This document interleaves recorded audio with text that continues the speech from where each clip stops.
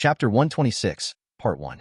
As the deck of the mothership was cleared by the crew, Steve and Banner, who had already entered the bridge, could feel an obvious shaking coming from under their feet. It was as if there was a big invisible hand that wanted to press them tightly to the floor. Dr. Banner, who had never experienced such an experience before, seemed a little flustered, while Steve, who was experienced in combat, immediately understood their current situation. He turned to look at Natasha Romanoff, who was standing aside, with a look of shock on his face. In less than 70 years, has the level of scientific and technological progress already reached this level? Steve, who remained calm even in the face of a hail of bullets, was still incredulous after discovering that the mothership he boarded could actually reach the sky. Natasha Romanoff explained to him, "If it is an ordinary person, it will definitely not be able to do this. According to our original estimation, this mothership will not be officially put into service until at least 10 years later. But who allowed us SHIELD to recruit a talented consultant? Tony Stark, the only son of your old friend Howard Stark, has the same outstanding talent as his father. Tony single-handedly solved all the difficulties and bottlenecks in the manufacturing process of this mothership and finally created this amazing miracle. I am Iron Man. Now I understand why the media around the world are so obsessed with him. He is indeed a genius who can bring about miracles." Steve couldn't help but sigh. Chihuahuan Desert in North Texas. The environment in the Chihuahuan Desert is extremely harsh, and almost no one lives here. But at the moment, there was a figure, standing lonely and abrupt in the desert. System, open the skills panel. Skill, Demonic Eye of Direct Death, proficiency, 24.4%. Seeing that the skill proficiency of Death Eye was almost close to 25%, Loki couldn't help but grin. Just now, he finally found the second duplication sent to the world by Mephisto, and then crossed his death line again and solved it easily. But this time, in addition to the 5% skill proficiency, Loki also gained additional benefits from Mephisto. It was a contract containing powerful magical energy. Loki opened it out of curiosity and took a look at it, only to find that it was the contract Johnny Blaze had coaxed into signing by Mephisto. This is a good thing. As long as you take it with you to break the contract with Johnny, Loki can take back the power of Ghost Rider and give it to anyone who is willing to sign a contract with him again. But if Johnny is unwilling to terminate this contract, then Loki will have no choice. For example, Mephisto in the original plot was manipulated by strong electricity like this. But Loki didn't think Johnny would refuse his request. After all the troubles caused by Mephisto have been solved by him. For Johnny, the best choice is to reunite with his ex-girlfriend Roxanne and return to a normal life. However, before Loki could find Johnny to deal with the contract, Loki was stopped by an unexpected person. "Thor? Didn't you go find your little girlfriend to spend time together? Why did you appear here at this time?" Looking at the helicopter that suddenly appeared in the Chihuahuan Desert, and Thor getting off the helicopter, Loki couldn't help but wonder. What makes Loki even more strange is that after Thor came down, the man following him was the SHIELD agent nicknamed Hawkeye, Clint Barton. It will definitely not be easy for these two people to join forces to find him, but even though Loki was frantically recalling it in his mind, he still couldn't figure out what it was that was worthy of the two of them coming together to find him. It's not that Loki doesn't remember the Battle of New York that made the Avengers debut in front of the world, but under the blind spot of his thinking, Loki believes that he, who was originally the culprit, has now changed his destiny. Then the Chitauri army's invasion of the Earth should probably not happen. But Loki obviously still underestimated the inertia of fate. Even if he, the god of lies, was not at the forefront, there would still be others driven by fate to replace his original position in the timeline. This time, it was Ronan and Gamora who replaced Loki and promoted the incident. "Brother, my dear brother." Faced with Loki's question, Thor didn't respond to a single word. Instead, he showed a smile that made Loki feel sick, opened his arms and rushed towards Loki, preparing to give Loki a hug from a good big brother. This made Loki even more certain that Thor bringing Barton with him to the desert to look for him this time was definitely up to no good. Since you have guessed this, Loki will definitely not spoil Thor.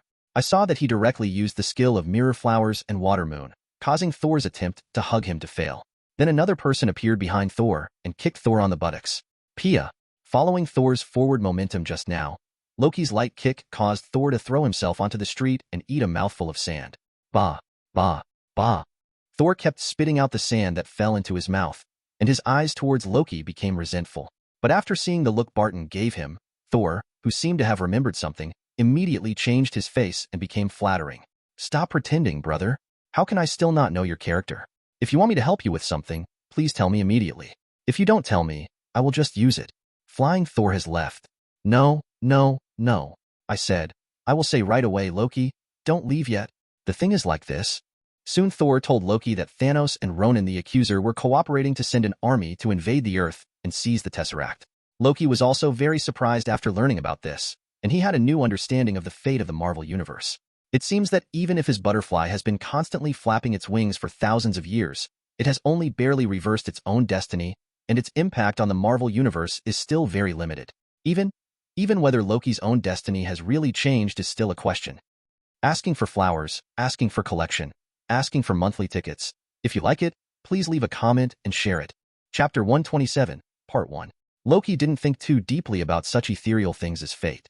The thought just flashed through his mind, and Loki stopped thinking about it. Say something quickly, fart quickly, hurry up. Loki stopped temporarily when Thor called him. Hearing this, Thor did not dare to talk nonsense anymore and quickly said, "Well, we hope you can join this action to resist the Accuser army and the Chitauri army." That's right. Barton also stood up at the right time and added, "As long as you are willing to help us solve this crisis, you can put forward any conditions, and we at SHIELD are willing to try our best to meet your requirements." But what neither Thor nor Barton expected was that after they finished speaking, Lu Ji shook his head without thinking for a second. "Don't refuse so quickly, brother. You should think about it again." Seeing this, Thor quickly advised. Barton also nodded vigorously, obviously echoing Thor's words. "I didn't say I refused." Seeing the two of them like this, Loki showed a smile of success. He just wanted to tease these 2047 guys. After all, it would be fine if he didn't know about this matter. But now that he knows it, it's a good opportunity to have fun and improve your skill proficiency at the same time. How could Loki miss it? Loki now only hopes that Ronan and Thanos will not be too timid, and it is best to send more people over.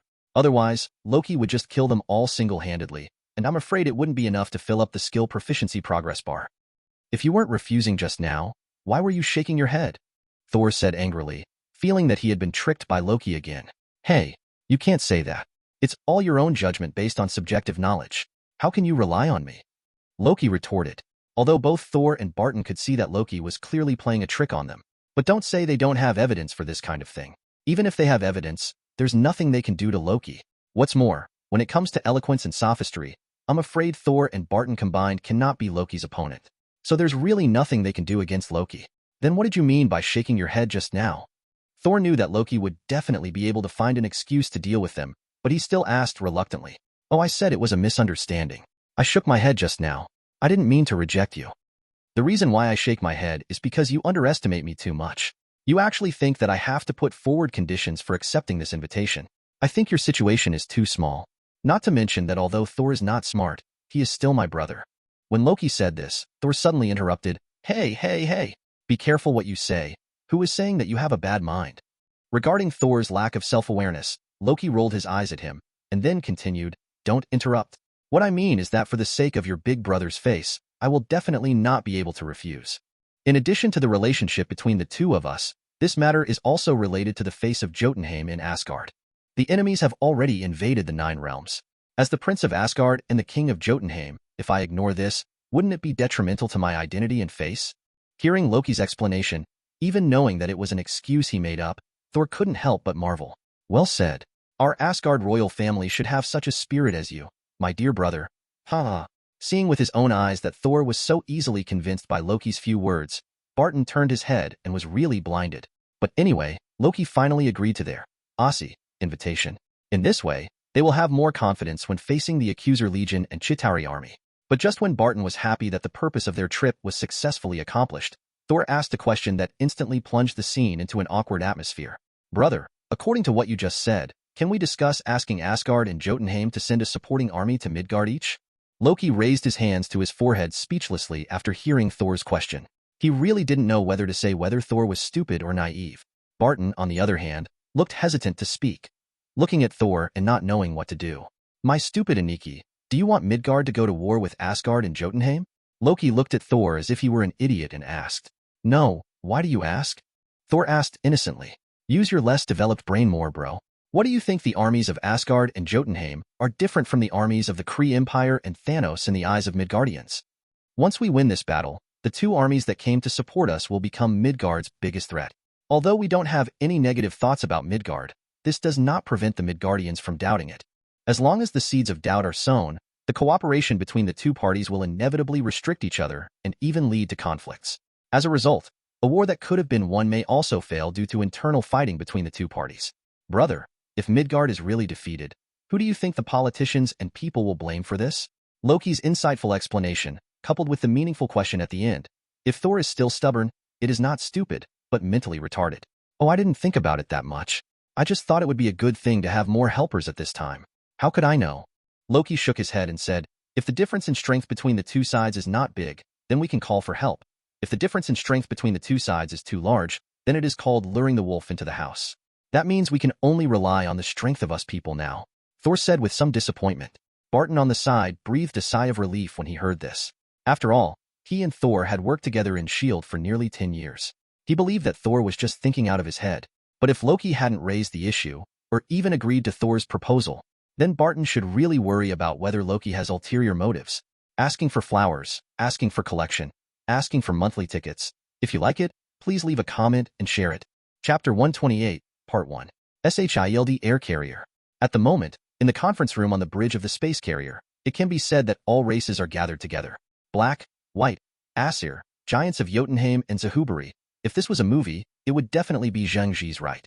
The current situation is that, except for Tony Stark, the Maverick super genius who has not yet arrived, all the other objects in Fury's Avengers plan have been gathered here. Not only that, Thor and Barton also brought him Loki, a powerful foreign aide, which made Fury feel confident about the upcoming battle. Although Ronan the Accuser united with Thanos, he became more powerful with the help of the Chitauri army. But Fury believes that with the current lineup, it will definitely not be better than Carol's original lineup. Elsa and Anna have a bad threesome. With only one day left at the earliest, the enemy will arrive. According to previous exchanges between Gamora and I, with the current military level of the Earth, it is difficult to directly break through the defense system of enemy warships. But I think offense is the best defense. If we want to win this war, the best combat strategy is to directly destroy the entire warship before the enemy's troops are released from the warship. So today we are all gathered here, on the one hand, to work together to see if everyone can think of a better response to this war. On the other hand, based on your strength, I hope to find someone who can carry out the task of destroying the battleship candidate. Although Nick Fury said this to everyone present, he could tell from the way his only remaining I kept scanning Dr. Banner, Thor, and Loki. Fury knew very well that among all the people here, only these three had the strength to complete the task. For this task, Loki naturally did his part. This is a great opportunity to brush up on skill proficiency, and Loki cannot miss it. Leave it to me. I will stop Ronan and his Accuser Legion from outside the atmosphere. As for the Chitauri army sent by Thanos and the Accuser Legion that slipped through the net, I will leave it to you to deal with it. After Loki finished speaking, he gave Nick Fury a meaningful look. Fury also looked towards Loki, his eyes full of praise for Loki. This approval was not only because Loki took the initiative to carry out the task of destroying the enemy warships, but more importantly, Loki was very smart and understood Fury's thoughts from the beginning. In fact, with Loki's strength, it would be easy for him to wipe out all the enemies attacking the Earth this time by himself. But Loki said that he would leave the Chitauri army to others to deal with. That's because SHIELD and the Avengers need 10 opportunities to reflect their own value and show their strength. Loki will not be like the god on Earth, imprisoning mankind in the cradle of comfort, so that mankind loses the opportunity to grow in the face of crisis. Don't worry, leave it to us. As long as they dare to enter the Earth's atmosphere, our SHIELD agents and Avengers will send every enemy to hell, Fury said very confidently. However, in Loki's heart, he is not very optimistic that SHIELD and Avengers can defeat the Chitauri army. In his opinion, as long as SHIELD and Avengers can hold on, they are already extraordinary. Because although Chitauri's individual combat power is not strong, they have enough numbers. Sometimes, even if quantitative changes cannot constitute qualitative changes, the trouble it brings is enough to give SHIELD a headache. What's more, there are also great weapons like the Iron Leviathan in the Chitauri army. Among the entire Avengers, the only ones who have the strength to deal with Leviathan are Thor and the Weirdo Banner. Tony Stark may be able to barely deal with a few, but with his endurance, it will not have much impact on the overall war situation. After it was confirmed that Loki would be the spearhead of the entire combat operation and complete the most important offensive mission, the remaining details were easily settled. But what surprised Loki was that after the meeting, Gamora took the initiative to find him. I have long admired you, the king of Jotunheim, his majesty Loki Odin. Gamora came to Loki and saluted respectfully. Have you admired the famous name for so long? How come I didn't know that I was so famous in the universe? Loki didn't know what Gamora's purpose was in coming to him, but Loki had no idea about his situation. Hinata is very self-aware. Zero, please give me flowers. His actions outside the Nine Realms, except for the first time when he was inexperienced, were seen by EGE's duplication, and his true appearance was seen. Since then, He has always shown himself in a mask or phantom. Logically speaking, he should not be famous in the universe. Your Majesty Loki, you are so humble. Thousands of years ago, you directly moved a fixed star to the vicinity of Jotunheim. It is still a widely circulated legend in the universe. And your daughter, Her Royal Highness Anna, is also a famous hero in the universe. The accuser Ronan Hie and the 4 Obsidian generals under Thanos have all suffered a lot at her hands. Zero Loki shook his head and said with a wry smile, I didn't expect that these little things could spread my reputation beyond the 9 realms. But Anna, this child, seems to have really grown up a lot. But if I could be more low-key, better. Loki had no idea that little Anna, a little girl, would unknowingly gain such a big reputation outside the 9 realms. But Anna would not consider him, the king of Jotunheim, at all, and she didn't know how to hide her identity. If the enemy comes to Jotunheim for revenge, that won't cause trouble for Loki.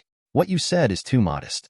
If directly migrating a fixed star can be regarded as a small matter, then in the entire universe, I am afraid there is no news that can be called a big event. Gamora persisted in confusion. Keep up the flattery. Okay. Don't put a high hat on me anymore. If you have anything to say, you can say it straight to the point. As long as it is something that can interest me, even if you have any difficulties, let me help. That's not the case. Can't. When Gamora heard this, her breathing began to become rapid. Your Majesty Loki, actually? Asking for flowers, asking for collection, asking for monthly tickets. If you like it, please comment and share to order one. Chapter 129, Part 1.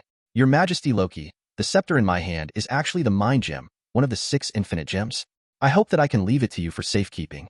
Thanos has been searching for the whereabouts of the infinite gems in the universe, but so far, he has only obtained the Mind Gem, the only infinite gems. 11. Once he collects 6 infinite gems, it will be a terrible disaster for our universe. So I hope to leave this Mind Gem to your Majesty Loki for safekeeping.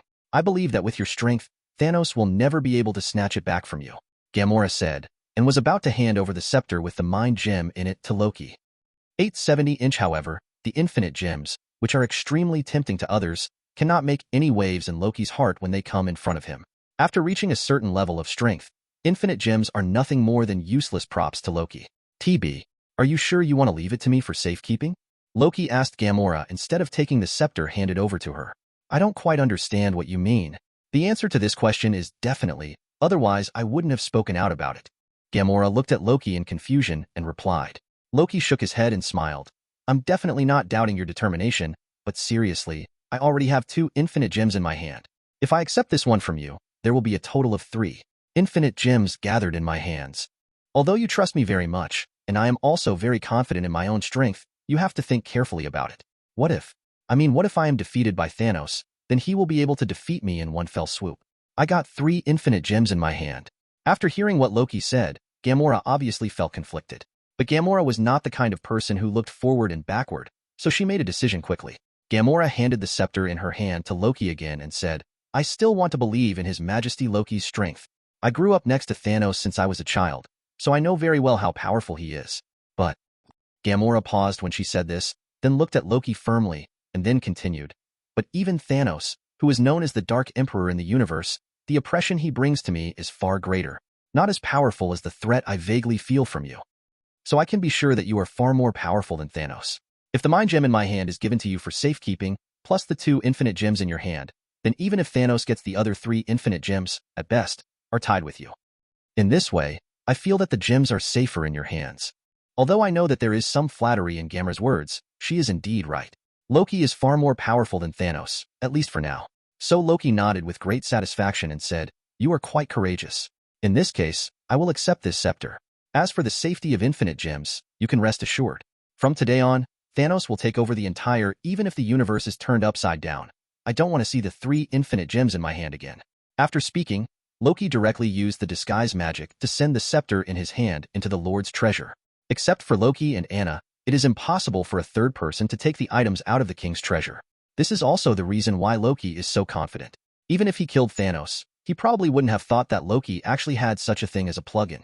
At this moment, a familiar voice came from behind Loki. Wow, how did you do that move just now? Was it magic? Or was it Asgard's special technology? Hi, this alien beauty, please allow me to sincerely praise you. Your figure is really hot, but I may not be able to accept such a forbidden love. This is not because of your skin color. You don't miss the class meeting. By the way, is there reproductive isolation between us? If not, We have to take safety measures when we are impulsive. If Pepper knew that I had an illegitimate child, she would definitely kill me. The owner of this voice is none other than Tony Stark, the only late Iron Man among the Avengers. You'd better keep your mouth clean, and then sincerely apologize to me immediately, then I can forgive you generously. Otherwise, I can guarantee that if you appear in front of me today, you will become the most regretful and unbearable memory in this life.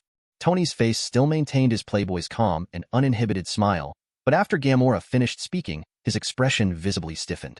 Tony, I advise you to do what Gamora 5.2 says. Otherwise, when Gamora attacks you later, even if I were your uncle, I wouldn't be able to provide you with any help. It seems that the perception has arrived. Tony planned to fight to the end. Luigi also reminded him. Tony's expression suddenly changed when he heard this, and he put on a wry smile. He was not wearing a steel battle suit. At the moment, it seemed that he had no other choice but to compromise. So sincerely, Tony didn't do any more hesitations, and directly showed his craftsmanship and said, I'm very sorry, Miss Gamora. I was rude. Asking for flowers, asking for collection, asking for monthly tickets. If you like it, please leave a comment and share it. Chapter 130, Part 1. After hearing Tony's apology, Gamora didn't say much. He gave Tony a "be careful next time" warning look with a cold face, then politely bid farewell to Loki, turned around and walked away without looking at Tony again. Why did you come so late? You came just after our combat meeting was over. Why didn't you wait until the war was over to clean up the battlefield? After Gamora left, Loki came to Tony and said, Hey, come on, Uncle Loki, aren't you curious about the truth about this war? According to my understanding, the Earth has been exposed to alien civilizations for at least tens of thousands of years. But in so many years, we have never faced such a large-scale invasion by alien civilization. In the middle of Tony's words, Loki suddenly interrupted, Excuse me, in fact, Jotunheim, under the leadership of the previous King Lauf, launched an invasion of the Earth more than 1,000 years ago, but it was defeated by Asgard led by my father. The army has returned to 07's home base. Tony said awkwardly after being choked by Loki, Well, I am an inventor, not a historian. It is understandable that I have some mistakes in historical research. What's more, this happened more than 1,000 years ago. Just as Tony finished speaking, Loki continued, More than 30 years ago, in order to hunt down a group of Skrull remnants, the Kree Empire also sent the Accuser fleet outside the Earth, but it was eventually defeated by two people from Asgard and Jotunheim. The princess, my daughter, was beaten away together with one of their friends. Okay, don't worry about these details. What I want to say is that under the protection of Asgard, it should be impossible for the Earth to have a serious invasion like this one. But things happen so unexpectedly.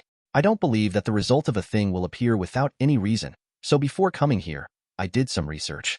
As a result of the investigation, I saw some very interesting things. I think maybe everyone should take a look at the real reason for this war. So, Tony, you'd better give me a reasonable explanation. Now is a critical period for everyone to prepare for war. So what is so urgent that you have to call us all here now? Nick Fury, who was suddenly interrupted from work, seemed extremely irritable at the moment. Even though Tony was their SHIELD consultant, he didn't speak politely at all. In the conference room, everyone gathered together again and looked at Tony Stark standing in the C position, with a trace of dissatisfaction and doubt in their eyes. Tony seemed very confident about this. He turned on the display device in the conference room, looked at Nick with a condescending look and asked, Yes, I will give a reasonable explanation that satisfies everyone. But, as he spoke, Tony posted the data on his personal terminal to the display device in the conference room, and then said, Before that, Fury, I think you can explain what the so-called second phase of research is? Fury's face changed drastically when he heard this, and his originally dark complexion suddenly turned into a colorful black. This is our SHIELD's secret, and has nothing to do with the crisis we are about to face. I don't think there is any need to explain it now. Fury decisively refused, without giving any explanation as to what the second phase was. Is there really no relationship? Tony said meaningfully, the smile on his face getting colder. Since you don't want to say it yourself, let me explain it to everyone. Tony Stark, how dare you? Fury rage shouted, trying to stop Tony's behavior. But at this moment, Captain Steve Rogers and Dr. Bruce Banner stood up at the same time, expressing their interest in the so-called second phase research. Smart choice. Tony praised the two of them and drew everyone's attention to the big screen again. The so-called second phase research is actually to study Tesseract, and then use the research results obtained to manufacture weapons. But obviously, judging from the current results, they messed up. Looking at this video, with that said, Tony called up another video on the big screen. This was a surveillance video, and the scene recorded in the video was exactly the scene where Gamora opened the space channel through the Tesseract and appeared in such a secret experimental base. Not only that, This surveillance video also clearly recorded the conversation between Fury and Gamora at that time. When the video ended, Tony spoke again. It's obvious that this is all due to SHIELD's improper handling of the Tesseract, which has led to the difficult situation we are about to face. If we can't make it clear today how Tesseract will deal with it in the future, then I think even if this crisis is successfully resolved by everyone, the same problem will still happen again in the future. What do you think? Among the people in the conference room, Fury, Gamora, Natasha Romanoff, Barton, and Loki had known about this matter for a long time. The chairman also learned the truth through his own investigation. Only Steve, Thor, and Dr. Banner were kept in the dark by SHIELD from beginning to end. 873 Therefore, after the truth was revealed, the three of them reacted the most intensely. Among them, Thor was the one who reacted the most. Where did you get the Tesseract? My father Odin transferred the Tesseract from the treasure house of Asgard to your Earth, just so that it would not be discovered.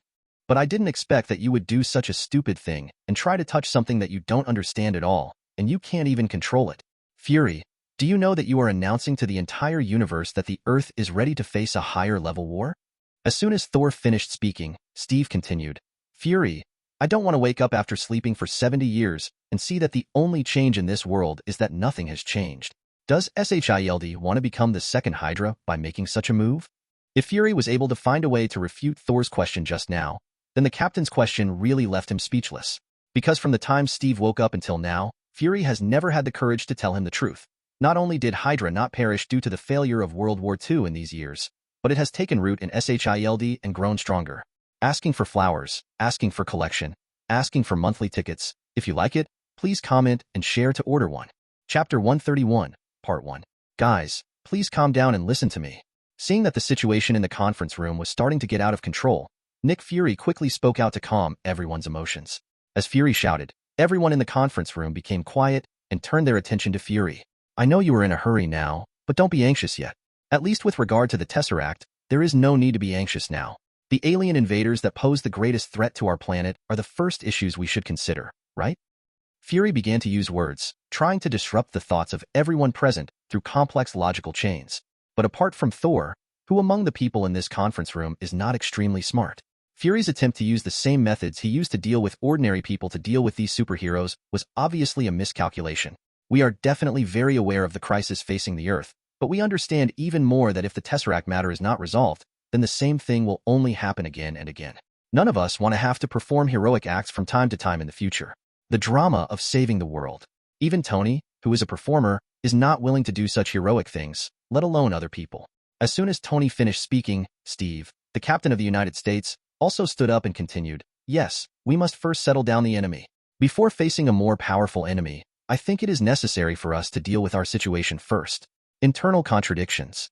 Although Tony and Steve are not the most powerful among the Avengers, their identities, personalities, and abilities destine them to be the natural leaders of the Avengers. Now that both of them have stood up, if Fury doesn't give a definite reply, then when the alien army comes to the border, the situation they will face will be very passive.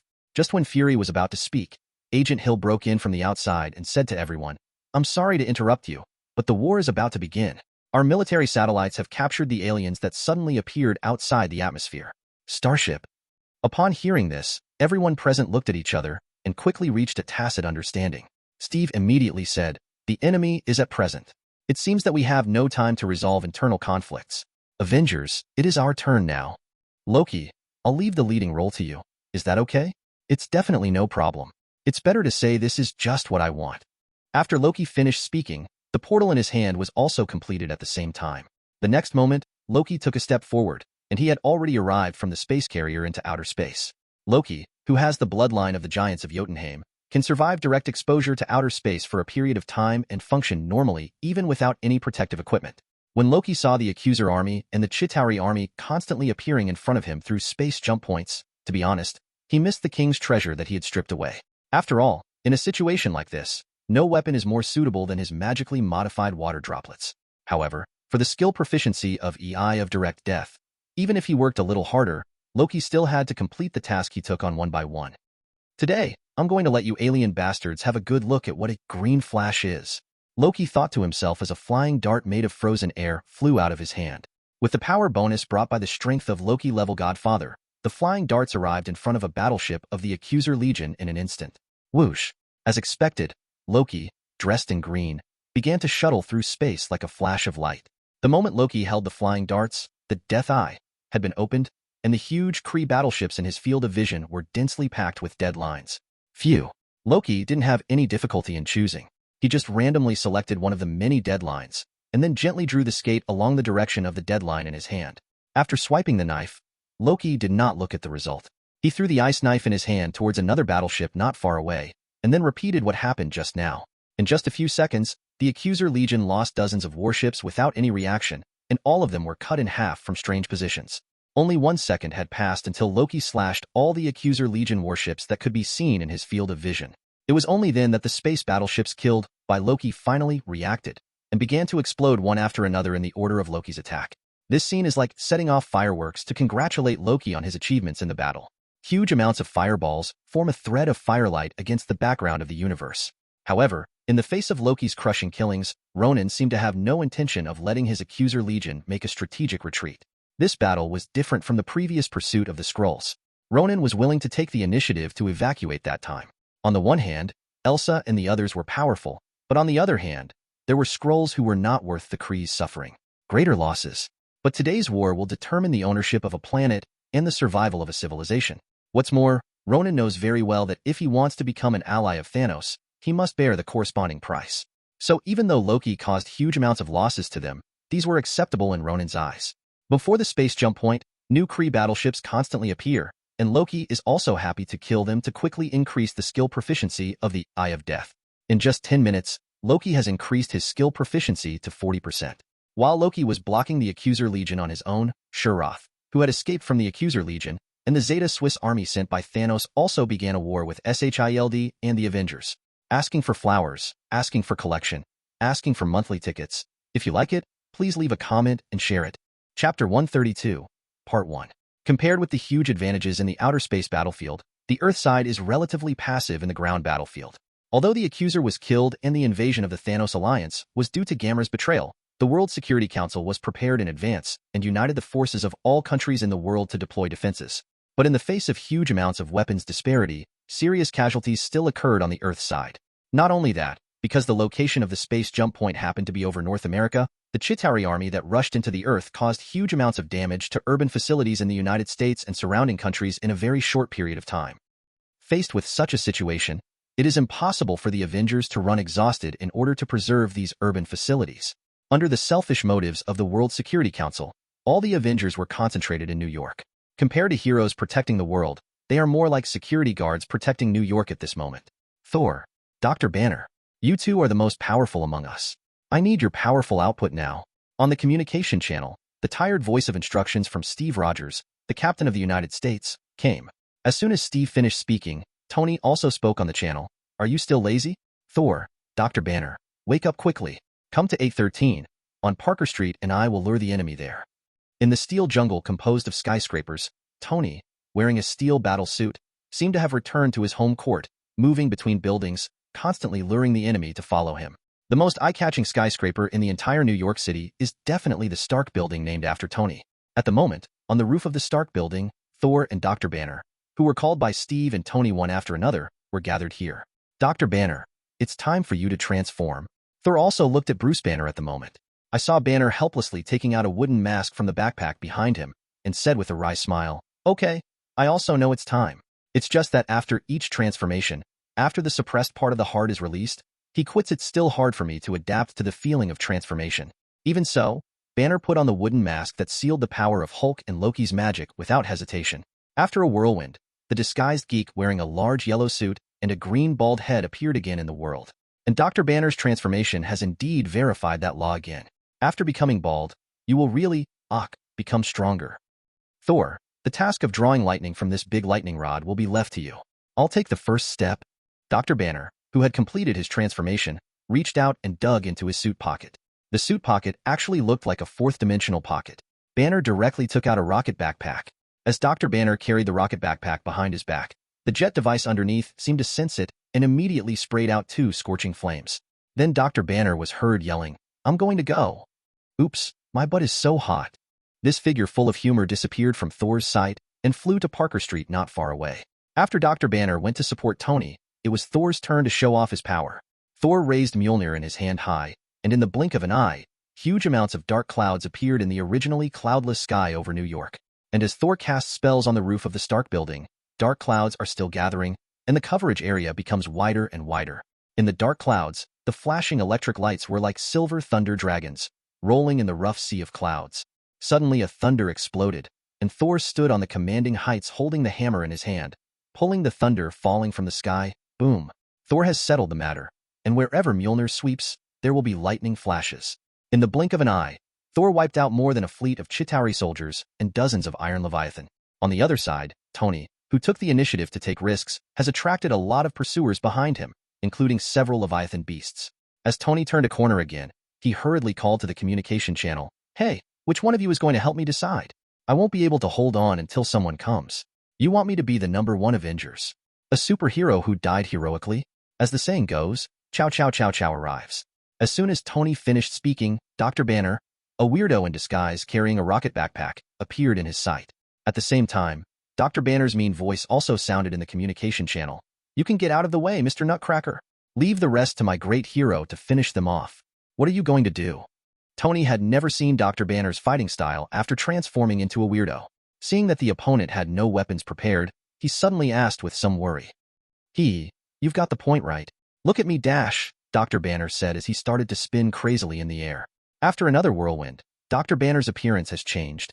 At the moment, he changed from the large yellow suit he was wearing to a blue tights. There is a yellow inverted triangle on the chest of the tights, and a pattern similar to the English letter S is printed in the middle of the inverted triangle. But the funniest part is the red briefs he wears on his lower body and the red cape behind his back that wraps around Dr. Banner's head due to the crazy spin. "Hey, are you here to be funny? Stop playing around. I've brought you the prey." Although Tony couldn't help laughing when he saw this, he still suppressed his laughter and reminded him. Dr. Banner also hurriedly pulled away the cloak wrapped around his head, revealing his green face with a wig. "Don't worry. Watch me freeze them all into popsicles in one breath." Freeze breath. Breathe. Banner took a deep breath, and his entire chest began to expand like a balloon. When he had inhaled to the limit in one breath, he exhaled again with all his strength. Call. However, the classic scene in the Superman comics did not appear as promised. Dr. Banner's performance, which was too long, actually released a blank bomb. "Hey Banner, I don't think you're cool at all." Tony shouted angrily on the communication channel. "Sorry, you can't change me, do you understand?" What Tony got was Banner's very cool response. "It's just that I used the wrong move. Don't worry, they can't run away. This time it's really my special move. Look at me, I'm eating garlic on this stage." In an instant, a green gas with a strong garlic smell was exhaled from Dr. Banner's mouth, surrounding all the enemies attracted by Tony. "Bruce Banner, I'm Gon Lin Liang. I haven't run away yet." Ugh. Hey, it seems that in addition to the urine recovery system, the subsequent battlesuit upgrade will also need an air circulation system. Ugh. I can't stand the smell of garlic.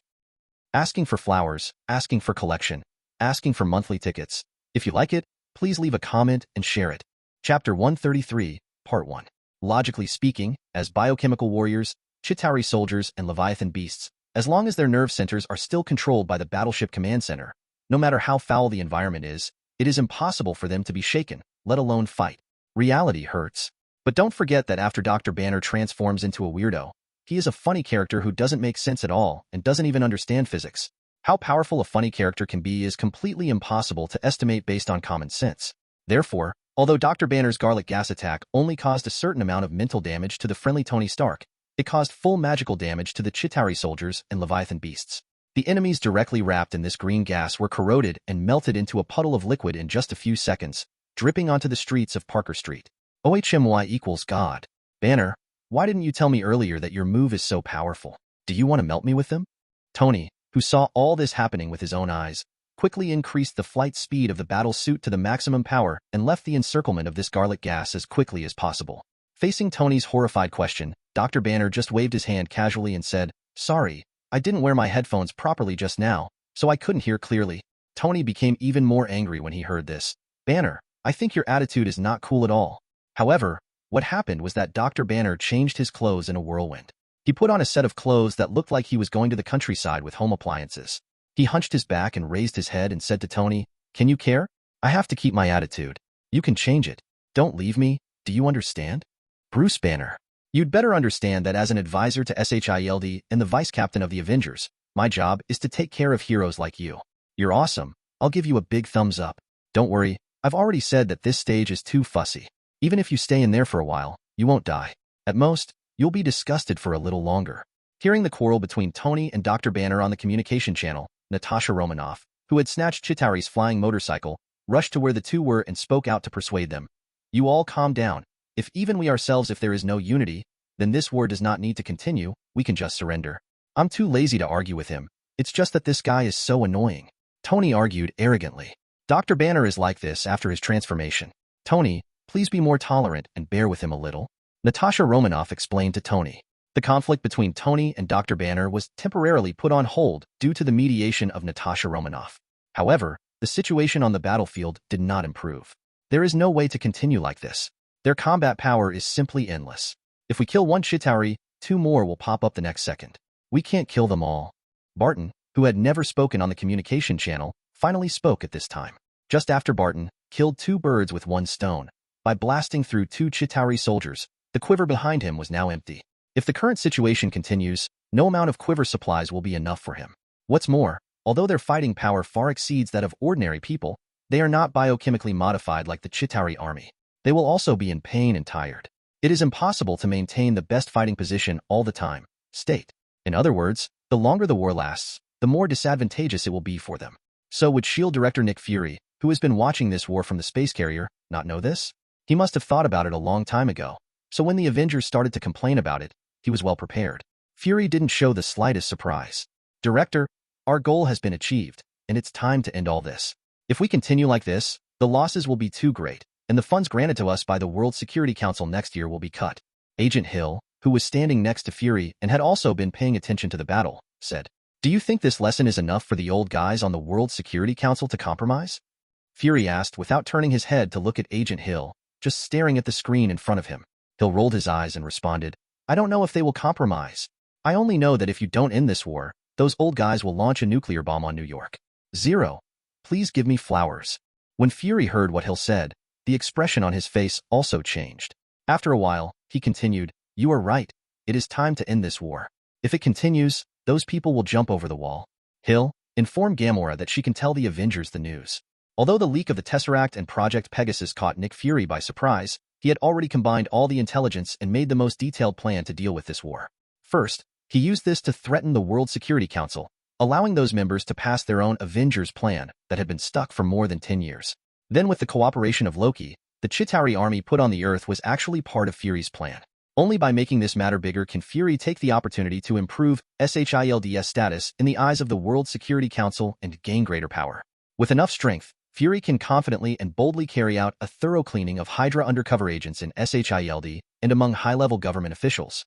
After those big shots finally realized the potential threat that alien civilization poses to the security of the Earth and the continuation of mankind, Fury's purpose was basically achieved. In the end, it is only necessary to inform the Avengers of the key information to end this war, making them the most eye-catching key presence in this incident. So as the driving forces behind the Avengers, S.H.I.E.L.D. and Nick Fury naturally became the big winners and the biggest beneficiaries in this incident. So soon, Gamora's voice appeared in the Avengers communication channel. Guys, I have found Chitauri's weakness. The Chitauri soldiers and Leviathan beasts have completely lost their sense of autonomy after biochemical transformation and are all commanded and controlled by the core center. As long as we can find the battleship where the core of the Chitauri army is located and blast it, all Chitauri soldiers and Leviathan beasts will immediately lose their ability to move.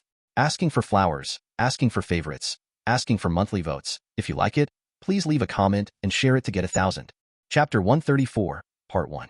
Gamora, according to the plan agreed with Nick Fury in advance, revealed the weaknesses of the Chitauri army to the Avengers without leaving any trace. After hearing the news, all these superheroes could be heard in the communication channel breathing a sigh of relief. If they really kill one after another like this, I really don't know how long it will take to end this war. Captain Steve also immediately commanded in the communication channel, Tony, the task of finding their core center is left to you. Got it. Tony agreed directly. I am the smartest person in this team, so who else would do this task than me? JRVIS. I'm here. What are your orders, sir? Search for all nearby signal sources and lock the link location.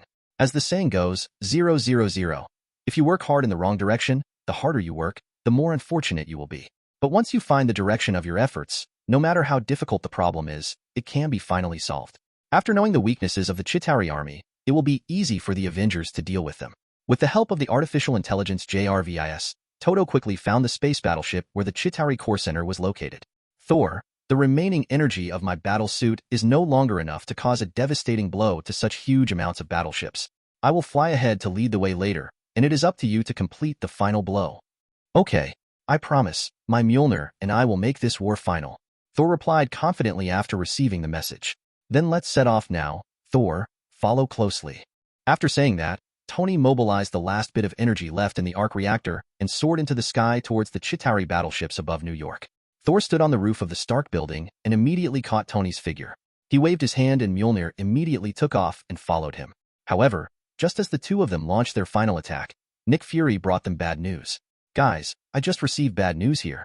The old guys from the World Security Council sent a little fat man to New York just half a minute ago. What's the little fat guy? Could it be what I thought it was? Natasha Romanoff's sixth sense as a woman immediately realized that the bad news might not be as understatement as Fury described it. If you are like me, then I think this matter is exactly what you guessed. From Fury's voice, it was obvious that his tone was very bitter. Hey, Fury, Natasha Romanoff, what are you talking about? Can you please stop doing charades? The Riddler gets out of Gotham. The United States Captain Steve, who was unclear about his post-ice history, apparently didn't understand the encrypted call between Natasha Romanoff and Fury. But as a native of the United States agent, Barton already knows what this little fat guy is. He explained to Steve in the communication channel, Captain, you should still remember the fat man and little boy that Phil Coulson told you before, right? The two mushrooms that brought an end to World War II. This little fat man should be the combination of fat man and little boy. Those bastards on the Security Council want to wipe the entire New York off the map. After hearing Barton's explanation, even the captain, who had always been very calm, couldn't help but say a curse word, damn it. We can obviously win soon. Why is it at this time? How long will it take before the nuclear bomb detonates? If it's too late, I can let Devos control the steel battle suit on me and send it into space to detonate. Tony, who also heard the bad news, said on the communication channel. Fury, it's too late, Tony. The nuclear bomb is only 1 minute away from you. Even if you turn back now, you won't have time to send it into space. After learning from Fury that the nuclear bomb was only 1 minute away from them, Hawkeye Clint Barton stood on a tall building and looked into the distance. With his far more powerful vision than ordinary people, he could already see a black on the distant sea heading towards New York at high speed. At the moment, Tony and Thor are heading to the battleship of the Chitauri army to complete the task of destroying the core center. The only Avengers members on the ground are him, Captain, Natasha Romanoff, and Dr. Banner. Although Barton doesn't know whether Dr. Banner can prevent the nuclear bomb from exploding in New York City, he knows very well that among the four, only Dr. Banner is the most powerful. If even Dr. Banner can't prevent this from happening, then they will have no choice but to be listed in the obituary list of tomorrow's newspaper together with the people in the city who failed to escape. Banner. Just as Barton was about to speak, Dr. Banner's voice came from the communication channel. No need to say more, don't worry, I can easily deal with just a nuclear bomb. Thinking about the energy intensity of gamma-ray radiation I received at the beginning, this little fat man is much more powerful. Hearing this news, not only the Avengers in New York City, but also Fury and Hill in the Pacific were extremely surprised that things had really turned around. Dr. Banner, what are you going to do? Do you need our help? The nuclear bomb, little fatty, had little time left for them, so the captain asked quickly. Hearing this, Banner muttered, well, there is indeed something very important that I need your help with. Barton asked eagerly, what on earth is going on? Dr. Banner, tell me quickly, the nuclear bomb is already coming. Barton, who had excellent eyesight, saw that the nuclear bomb was already less than 10 kilometers away from them. At the speed of the nuclear bomb flight, it would only take the blink of an eye to cover this distance. This matter is very important. Please go to the nearest drugstore immediately and buy 2 boxes of giant Waxiashi tablets at 5.7. Remember to buy the Haizhong brand. I can't get used to the taste of other brands. When Dr. Banner finished his instructions, the nuclear bomb had already arrived over New York and was about to fall. But in the next second, Dr. Banner's thin figure stood between the nuclear bomb and the New York citizens below. At this moment, in the eyes of everyone who witnessed this scene, Dr. Banner's figure looked even taller than when he transformed into Hulk. Mighty. Then under everyone's shocked eyes, Dr. Banner did something incredible. He actually opened his mouth wide and swallowed the bill directly into his stomach, asking for flowers, asking for collection, asking for monthly tickets. If you like it, please leave a comment and share it. Chapter 135, Part 1. Boom. Goo goo goo goo poof. As a muffled sound came from Dr. Banner's stomach, the explosion of the nuclear bomb appeared as scheduled. However, because of Dr. Banner's seemingly suicidal act of swallowing a nuclear bomb alive, the explosion of Little Fat Man was not able to cause any damage in the Big Apple. Definitely Dr. Banner's original discomfort was not that good. Not to mention that his stomach was stretched dozens or hundreds of times at the moment of the explosion. After all, after putting on the wooden mask blessed by Loki's magic, Dr. Banner's body has become different from ordinary people, and he cannot walk around normally. What made Dr. Banner feel the most uncomfortable was the gas with terrifying radiation produced after the explosion, which kept rushing around in his digestive system. Although he was originally able to ignore the damage caused by these radiations, the ordinary citizens of New York City couldn't bear it.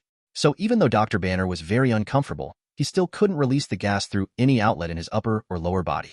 Otherwise, for the citizens of New York, it is not as simple as enduring some unpleasant smells. This dose of radiation can kill people in minutes.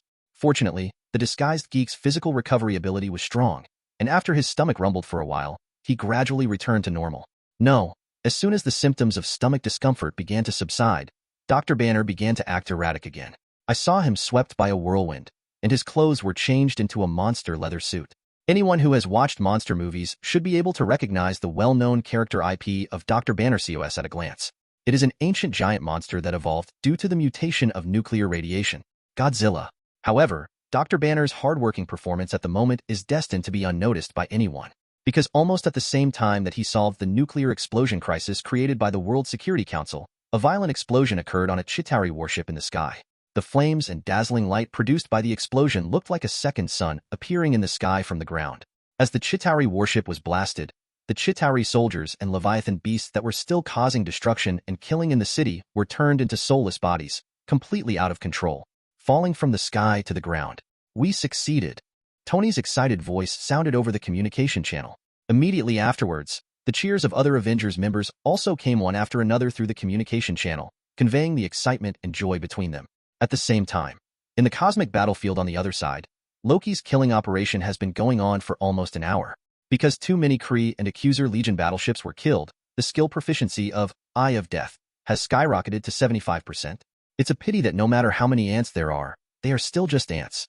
Perhaps it is because the cannon fodder sent out to die in the Accuser Legion is so weak that no matter how Loki uses his skills later, his skill proficiency will not show up. Increase.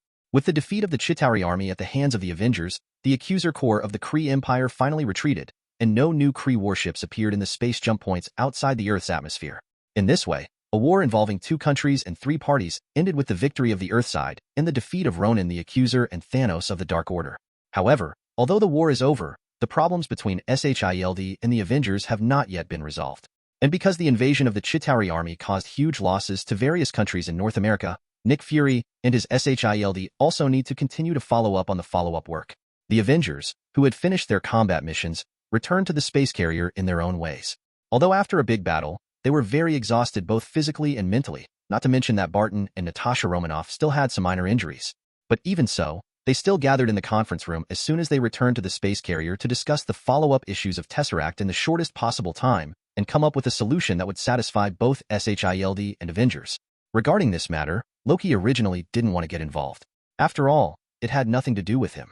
Loki would rather have all kinds of troubles happening one after another, so that he, the fun-loving guy, would have a chance to have fun. But Thor didn't know where his brain was twitching again, and he insisted on dragging him into the conference room to observe. It is said that he has a better mind. Maybe he can provide some useful suggestions. Loki was quite speechless about this. He definitely had useful suggestions. Just hand the Tesseract to him and keep it in the King's treasure. That is definitely the safest plan. But can old coin Nick Fury agree? Impossible. Absolutely impossible. Nick Fury and all the Avengers originally had this opposition in their views on the 980 issue. To discuss a solution that is acceptable to both parties, it cannot be solved in a few words. According to Nick Fury, the endless energy in the Tesseract and its potential for weapon development represent the future of the Earth. If they had cutting-edge weapons like the Chitauri army or the Accuser Legion in this war, then why would Fury bother to do so many things and make so many plans? But for the Avengers, their original existence is a warning and deterrence on behalf of the Earth to extraterrestrial civilizations. Developing Tesseract for military purposes will not only fail to protect the Earth's own security, but will instead cause more uncontrollable chaos and even lead to bigger enemies. Therefore, the Avengers are opposed to continuing developmental research on the Tesseract, or even allowing the Tesseract to remain in S.H.I.E.L.D. The development of the matter was just as Loki expected. After several hours of discussion and quarrel, neither Nick Fury nor the Avengers could convince the other, and the matter reached a deadlock. Asking for flowers, asking for collection, asking for monthly tickets. If you like it, please leave a comment and share it. Chapter 136, Part 1. The dull atmosphere in the conference room was really suffocating. Loki, who had no interest in this matter, didn't care what the others were discussing. Loki, who was really bored, glanced around the conference room and finally found someone who had the same idea as him. Loki stood up from his seat quietly, moved to Gamora's side, and started chatting with her. It's boring. Seeing that it was Loki talking to her, Gamora didn't dare to be careless and nodded respectfully and replied, "A little bit indeed. This is true for any civilization. After it develops to a certain level, various contradictions will be exposed. No matter how glorious it looks on the surface, there are always many problems hidden secretly. Although it seems like they are arguing about Tesseract now, in fact they are more like a confrontation between conservatives and radicals." Loki didn't care whether Gamora understood what he was talking about, but Gamora was the only one who could chat with him now, and Loki could only talk and spend time with her. By the way, things on Earth are over now. Have you ever thought about how you should live after betraying Thanos? Should you stay on Earth and become a member of SHIELD or the Avengers? Or wander in the universe and become a free bounty hunter? Loki suddenly changed the topic and asked Gamora about her future plans. What about life after that? Upon hearing Loki's question, Gamora didn't know how to answer it.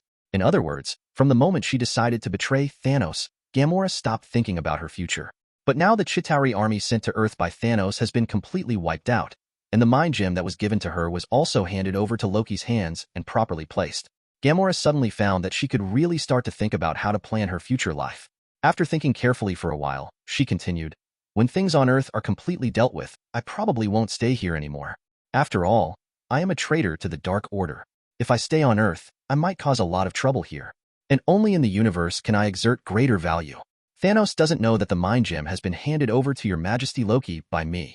As long as I keep wandering in the universe, I can continue to attract Thanos' attention and distract the Dark Order's power. You will always be in danger if you do this," Loki reminded her. Gamora shook her head and said calmly, "From the day my home planet was massacred by Thanos, I have put my own life and death aside. And I don't ask to be able to kill Thanos with my own hands and avenge my own people.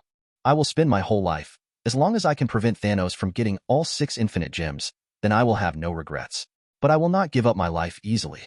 After all, I have lived in the Dark Order for so many years. It is not easy for Thanos and his men to catch me." Loki can understand Gamora. After all, everyone has their own choices. Gamora just chose a lifestyle that she agrees with.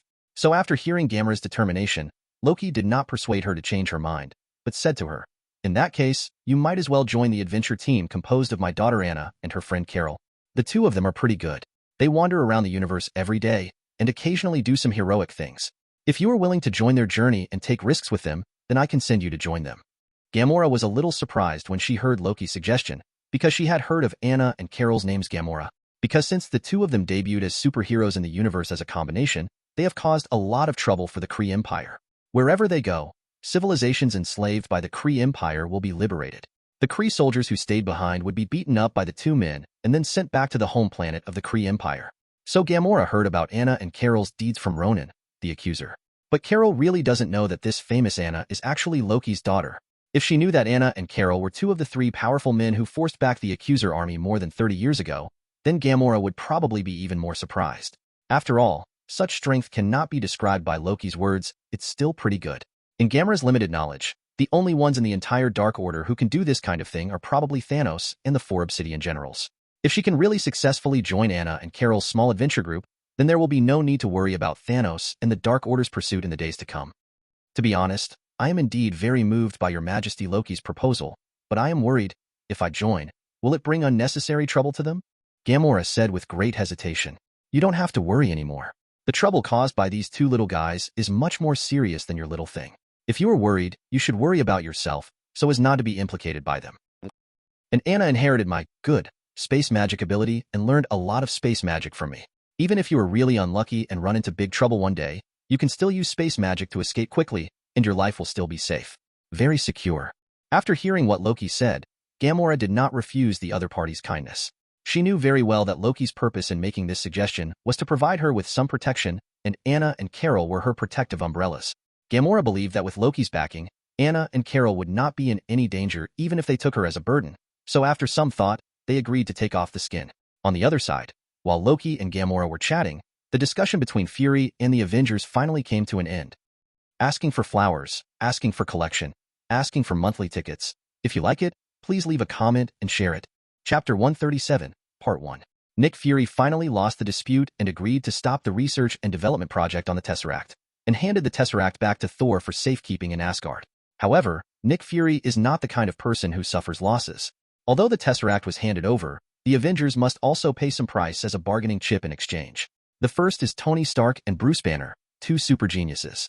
As representatives of the IQ ceiling in the Marvel Universe, the two need to help Nick Fury solve the technical problems that SHIELD cannot solve on its own in the next 3 years.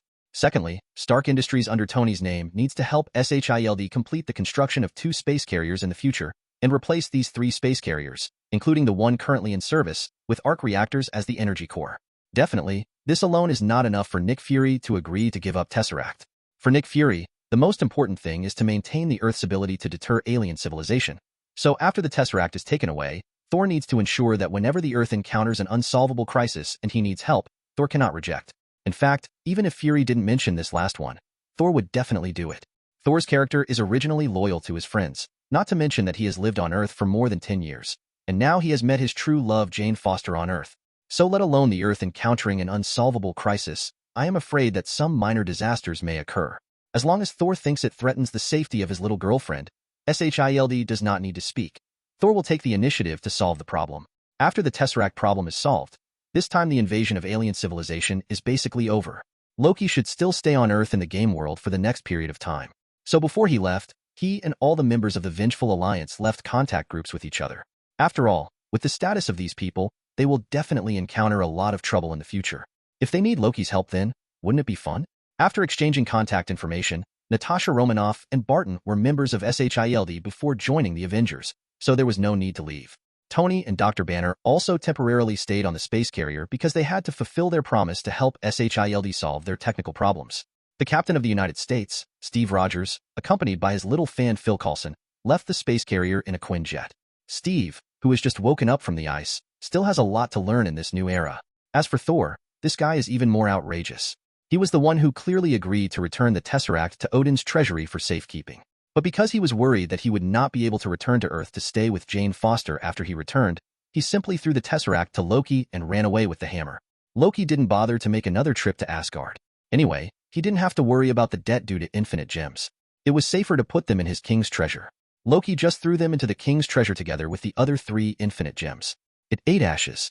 Thor's matter has been deceived, but there is still one thing waiting for Loki to do, which is to send Gamora to Anna and Carol to join them.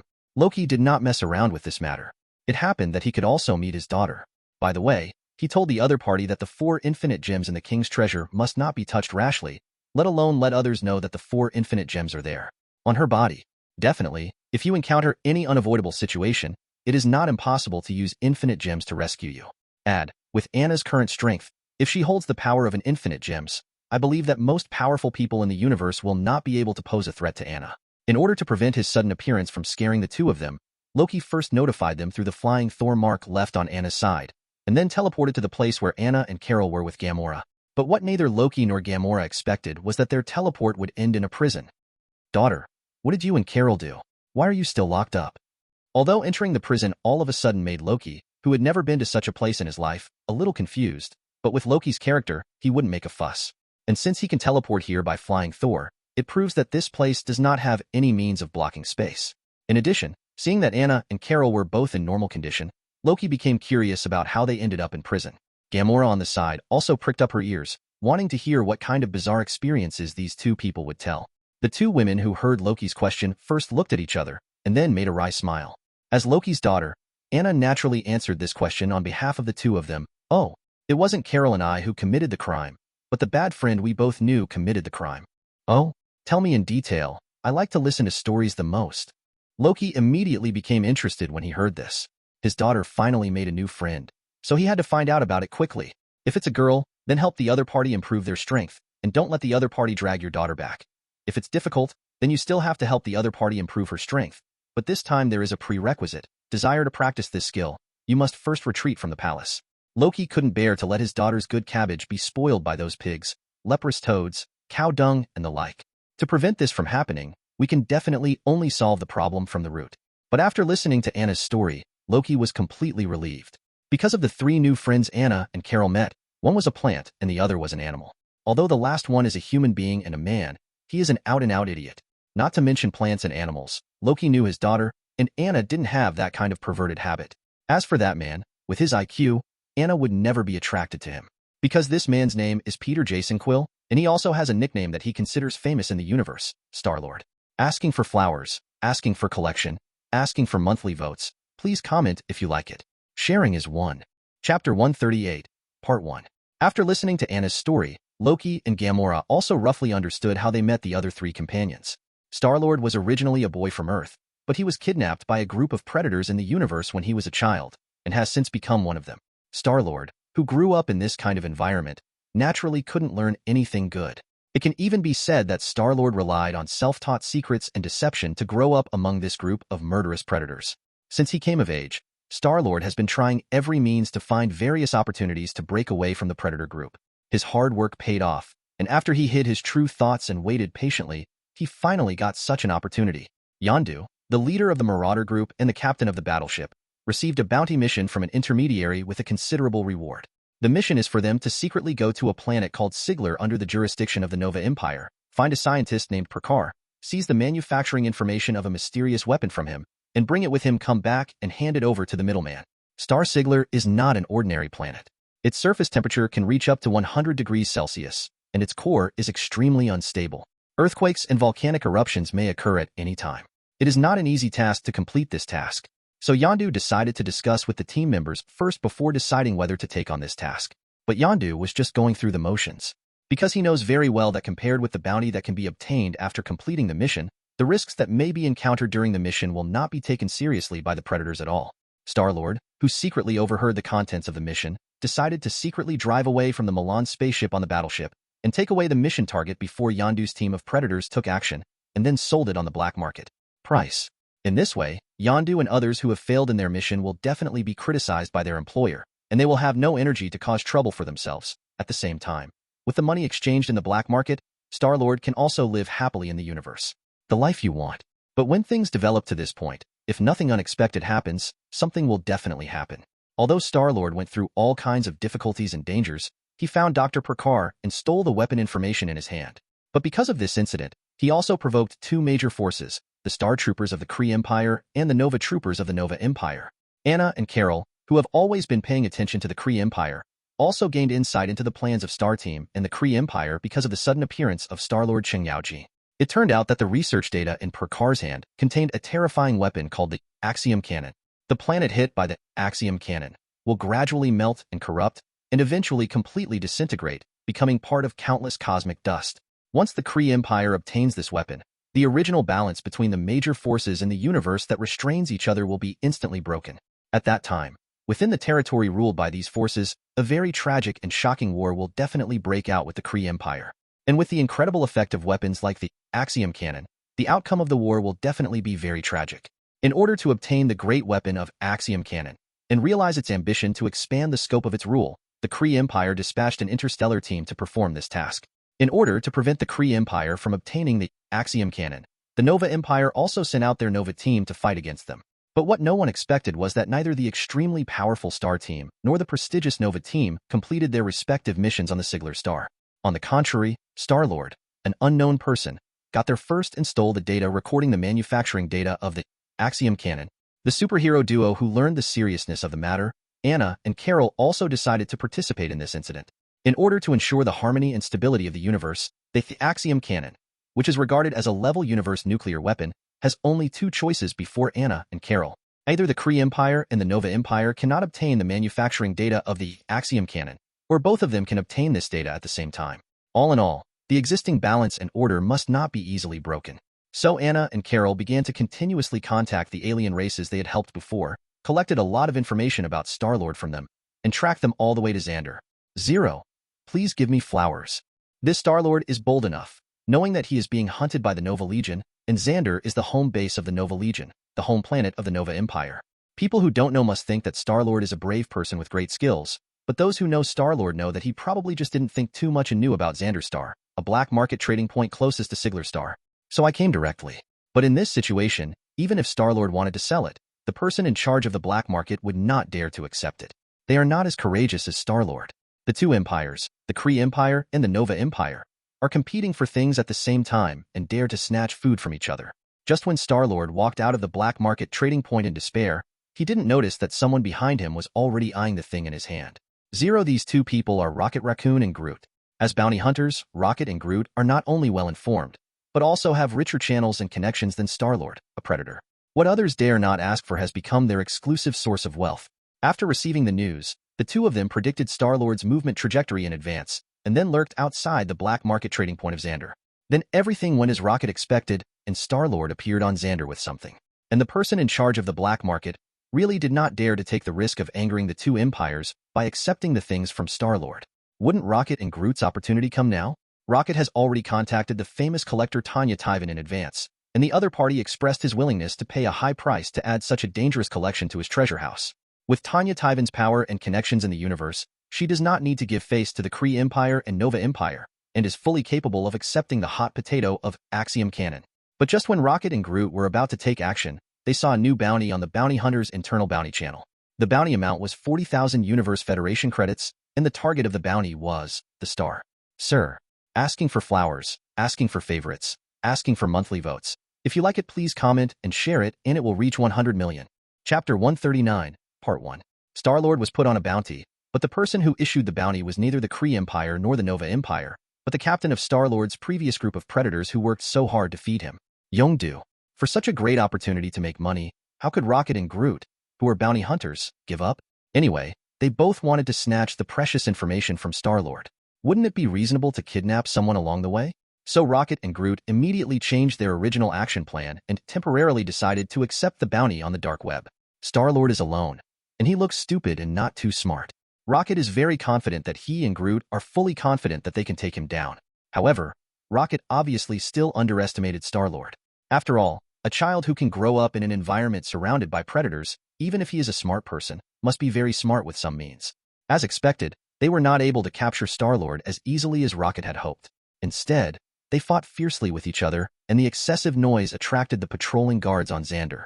Because the three of them violated the public security regulations on Xandar, the three of them were imprisoned together. Anna and Carol, who came a step late, were also very worried after learning the news. The information about the Axiom Cannon was on Star-Lord, and Star-Lord is now imprisoned in prison, and his belongings will definitely be taken by the prison guards. Once the people of the Nova Legion learn this news, it means that the data of the Axiom Cannon will fall directly into the hands of the Nova Empire. Anna and Carol naturally cannot allow such a result to occur, so there is only one choice before them now, which is to sneak into the prison, find the Axiom Cannon, information among Star-Lord's confiscated personal belongings, and then it was destroyed without anyone noticing. The two people's infiltration operation was perfect. Anna was responsible for opening the portal and taking the two people to the prison, while Carol was responsible for quickly eliminating the guards and monitoring. As long as no one sees their faces, then this infiltration is a perfect infiltration. There is no problem with Anna and Carol's logic at all. But the problem is that although their infiltration was done perfectly, the escape operations of the three guys, Star-Lord, Rocket, and Groot, were even more perfect and faster. When the two of them were searching for targets in the prison, they discovered in the surveillance room video that Star-Lord had teamed up with Rocket and Groot to successfully escape from prison. It turned out that the three people successfully reached a united front after some communication in the prison. Star-Lord has been to this prison many times. It can be said that he has rich experience and is very familiar with the structure of this prison. Rocket Original has strong technical strength and can provide technical support for three people to jailbreak. Groot is responsible for combat power and ensures that when an accident occurs, he will take action to solve the problem as soon as possible.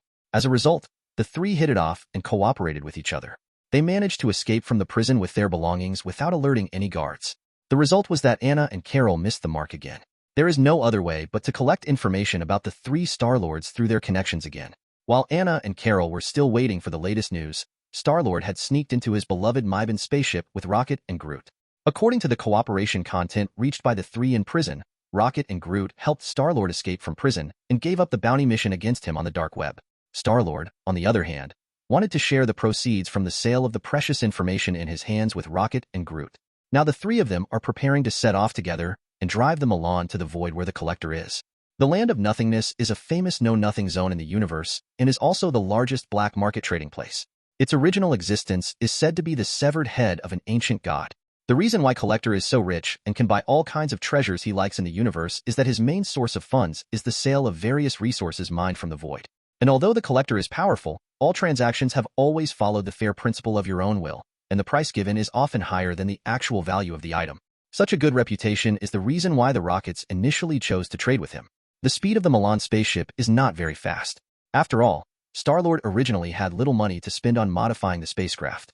So even though the flight route chosen by the rocket has shortened the voyage through multiple space jump points, when they landed in the void, Anna and Carol, who set off one step behind them, still arrived here before them. There is no way. Kamartaj's secret portal is so abnormal. In fact, even if Star-Lord's spaceship uses the most advanced power system, they will never be faster than Anna and Carol. This time, the two finally got in front of Star-Lord and the others, and successfully stopped Star-Lord and the others when one of the three landed. Under the vigilant gazes of Star-Lord and the other three, Anna patiently told them about the data recorded in the document in Star-Lord's hand, and how much harm it would bring to the universe if it fell into the hands of someone with intentions, and she wanted to persuade them to transfer the data. Leave it to yourself and Carol. That's the way it is. I think you don't want your home planet to be attacked by Axiom Cannon one day and turn into dust in the universe, right? A look of hesitation appeared on Star-Lord's face, and it was obvious that he was persuaded by Anna.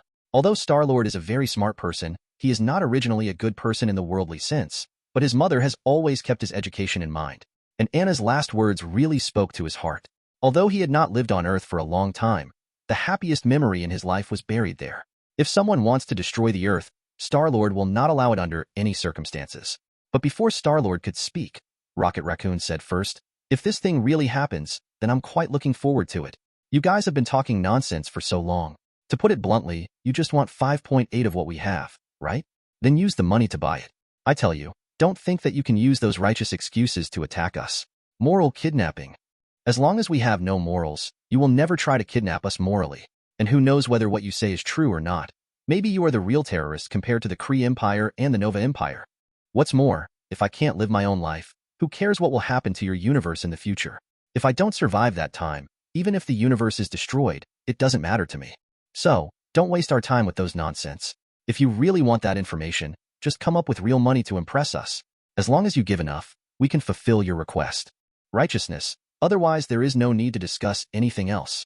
Asking for flowers, asking for collection, asking for monthly tickets. If you like it, please leave a comment and share it. Chapter 140, Part 1. When Rocket said this, Anna and Carol were fine. After all, they have been wandering in the universe for a long time, and among the people they have met, there are many people who think like Rocket. On the contrary, Star-Lord and Groot beside Rocket all cast a look of contempt at it. Hey, don't be ungrateful, you two. I'm negotiating the price with you too. Am I right? What we took such a big risk to get, why should we hand it over for free? We are not superheroes. Groot and I are bounty hunters, and you, Quill, are a predator. What's wrong with wanting to fight for our interests? You are amazing, you are noble, you can despise me now. Okay, that's great. You are amazing. You asked me to bring you here. Have you ever thought about asking me to bring money back? I'm telling you, I don't want to go back to that bullshit home planet at all. Do you know what kind of bullying I suffered there? Do you know what kind of bullying I suffered? 07. Just because I have no power or power. I'm defective. I'm AF *** King Waste. What a broken place, a broken place, a broken place. I just want to catch up to the top step by step, and become a rich man. Seeing Rocket like this, Star-Lord and Groot were both at a loss and a little ashamed at the same time. However, Anna came to Rocket, gently stroked the fur on its head, and gently comforted. Don't be so excited. We didn't say we wouldn't give you money. Be good, be good. If you have any grievances, just tell me and Carol. When the current matter is resolved, Carol and I will help you come forward. Unexpectedly, as soon as Anna finished speaking, Rocket, who was so excited just now, immediately put on a Philistine smile, rubbed his hands and asked Anna, "How much can you pay?" "Let me tell you. If it's less than what the collector gives us, we won't sell it." Seeing this, both Anna and Carol, as well as Star-Lord and Groot, were all black lines at the moment, and they had a new understanding of Rocket's shamelessness. Your acting skills as a bounty hunter are too much for you. If you had become an actor, you would have made a lot of money and reached the peak of your life. Carol, who had never spoken much, couldn't help it at this time, complained. As a result, the Rockets waved their hands and responded, "Oh, you think I haven't thought about it? But in today's entertainment industry, strength and acting skills are not talked about at all, only appearance and traffic. Even if I have acting skills, if I want to make money, I have to find a director or producer with special quirks and have in-depth exchanges with them about the hidden rules. Although I am very shameless, but I am not shameless enough to earn such money." After Rocket said this, he immediately received warm applause from the other four people. The image of the Rocket that had just collapsed in the minds of the four people suddenly rose up and became taller again. Okay, Rocket. Please tell me how much the collector paid for the information you have. If the price is within my affordability, I will give you a satisfactory price. Anna said to Rocket. Although the Rockets look greedy for money at the moment, in fact, they are in a very complicated mood. Anna's gentle caressing of its fur just now was too lethal for a raccoon. What's more, Anna is the first human being that it has met since leaving that place who is so gentle to it. Rocket could see from Anna's eyes that it was not a kind of charity given to pets by humans from above, but a respect based on equality for both intelligent beings. This feeling made the Rockets, who were used to being looked down upon and despised by others, very uncomfortable and even a little uncomfortable. Therefore, in order to avoid being seen as weak, the Rockets could only immediately put on the money-grubbing Philistin mask that they had always used to show others. But when Anna said that she really wanted to pay for the information they had, Rocket's forced mask couldn't be stretched anymore. Because its original purpose was just to make Anna and the two retreat from the difficulties, but they did not expect that the other party would face the difficulties instead. With no other choice, Rocket could only bite the bullet and say, 2 billion Universe Federation credits. As soon as Rocket finished speaking, before Anna could react, Star-Lord jumped up. 2 billion credits? Didn't you tell me 200 million credits before? You planned to cheat me from the beginning. What about me, right? The Rockets instantly slapped themselves on the forehead, talking about how desperate it was to have a pig teammate beside them when they lied. Destroy it. Hurry up. I'm tired. Star-Lord was reluctant. What? Why are you still tired? Explain to me quickly. How much did the collector bid? Are you trying to trick me? Star-Lord grabbed Rocket by the collar, kept shaking it, and yelled at it. Seeing this kind of sobriety, how could Groot let others bully his friends? A vine stretched out from his hand, wrapped around Star-Lord's right foot, and then directly hung him upside down. Put me down. Put me down. You two liars actually teamed up to deceive me. You have no martial ethics? Star-Lord yelled while struggling. But at this moment, Anna's words caused everyone, including Star-Lord, to fall silent instantly. It's only 2 billion credit points, which is not a lot. I will give you another 100 million credit points, 560 if you have no problem. How about we pay and deliver the goods now? After Anna said this, even Carol looked at her in surprise. Although Carol has long known that Anna is a rich second generation, after all, as the princess of the two kingdoms of Asgard and Heimdall, Anna cannot be short of money. But even so, Carol never expected that Anna would be so rich. This is 2 billion, not 20 yuan. And Anna also added a small goal for the three of them. In Anna's eyes, this is just a small amount of money? But what Carol didn't know was that although Anna had not been short of money since she was a child, she was not so rich that she could easily take out 2 billion Universe Federation credits. After all, no matter how rich Asgard and Heimdall are, most of their assets are owned by the treasury, or they are fixed assets and cannot be used at will. The reason why Anna was able to act so heroic in front of several people was mainly due to the king's treasure, given to her by Loki. With only 2 billion Universe Federation credits, Anna just needs to sell a few useless treasures. It doesn't feel bad to buy Yetion anyway, asking for flowers, asking for collection, asking for monthly tickets. If you like it, please leave a comment and share it. Chapter 141, Part 1. Equals plus 12 equals plus dash 12. After hearing Anna's offer, Star-Lord seemed to be crazy and kept mumbling these words.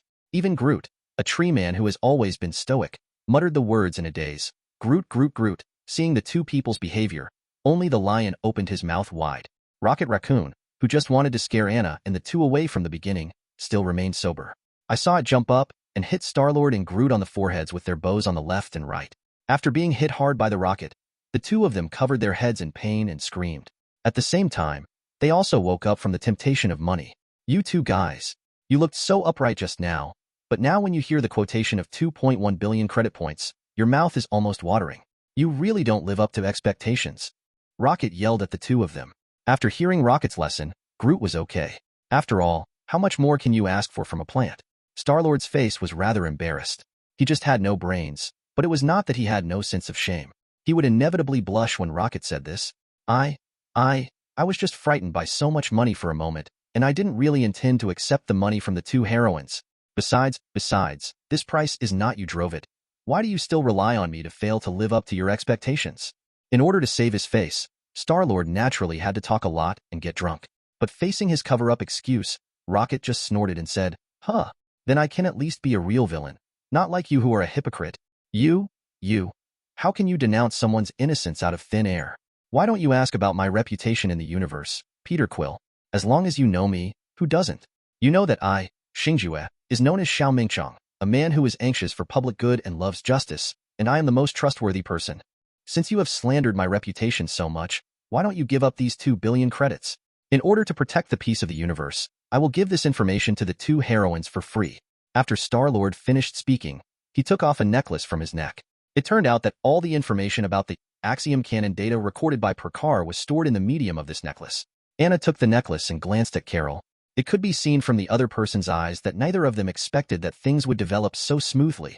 However, Anna and Carol also saw that although the 3 guys in front of them had a lot of small problems and shortcomings, they were not bad in essence. Summarize the 3 characters' personalities. The reason why Star-Lord was so happy to hand over to them the weapon information that could sell 2 billion Universe Federation credits just now was not only because of Star-Lord's original understanding of justice, but also because of Rocket's desire to find a way forward for himself, and resorted to aggressive tactics. Although Rocket has been pretending to be mean in front of them, Anna and Carol, as girls, can see the softness of his heart from his expression and every move. Anna's gentleness made her recognize Anna in her heart, but her arrogant personality made her unwilling to directly deny her previous behavior. So Rocket simply took advantage of Star-Lord's stupidity, stimulated him through words, and then guided Star-Lord to take the initiative to hand over the information to Anna. If Rocket really wanted money, with its reaction speed, how could it possibly watch Star-Lord hand over things for free? But Tsundere is Tsundere.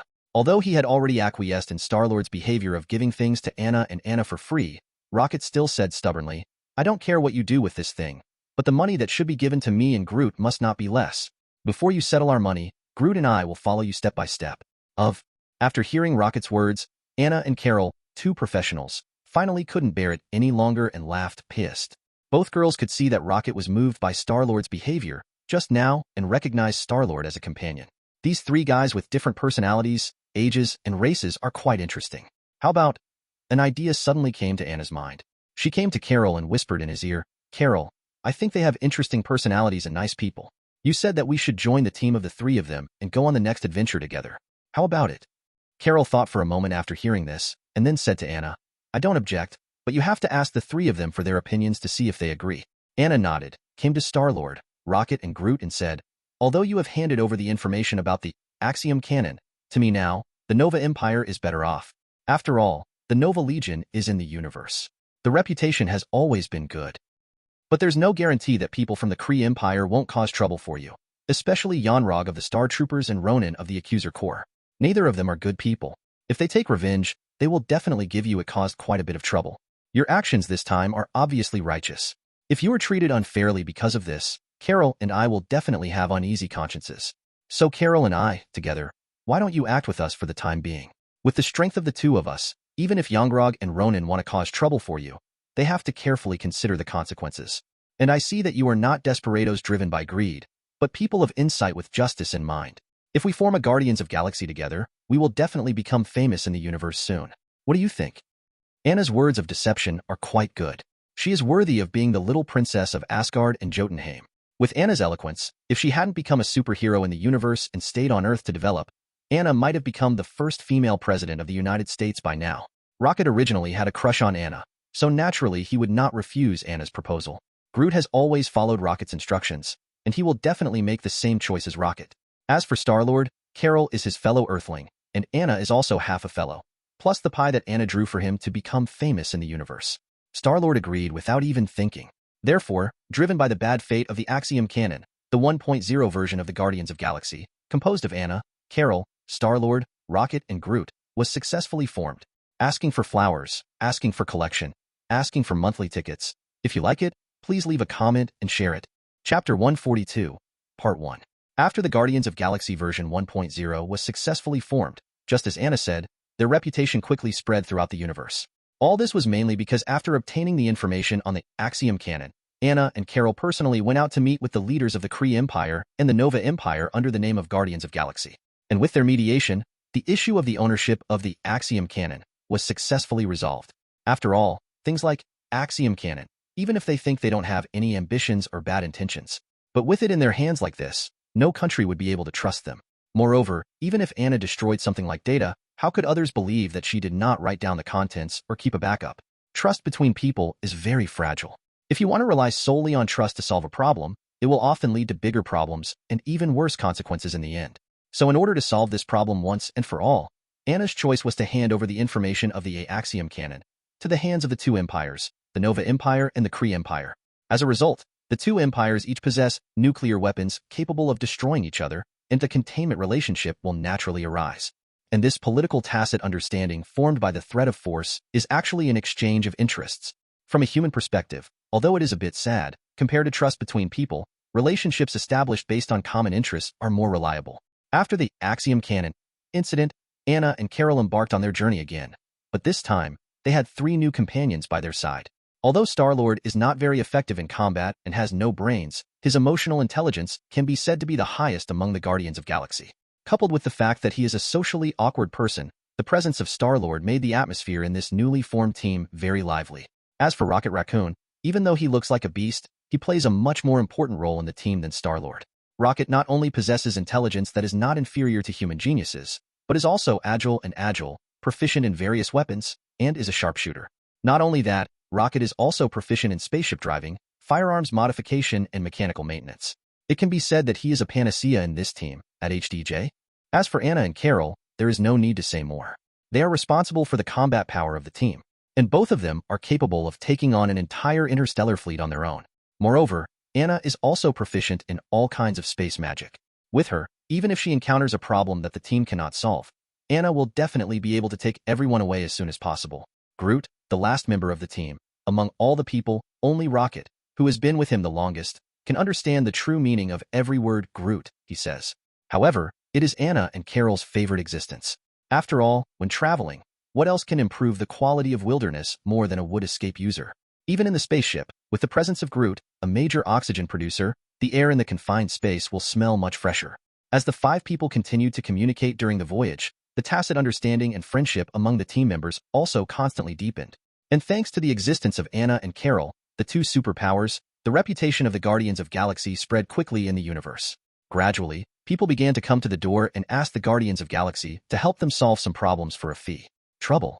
For example, what sent Star-Lord, Rocket, and Groot to prison this time was because the Sovereign Priestess personally contacted them, hoping that the Guardians of Galaxy could help solve the aliens that always stole their clan's energy. Dimensional creatures. Although Anna is not short of money, Star-Lord and Rocket are short of money.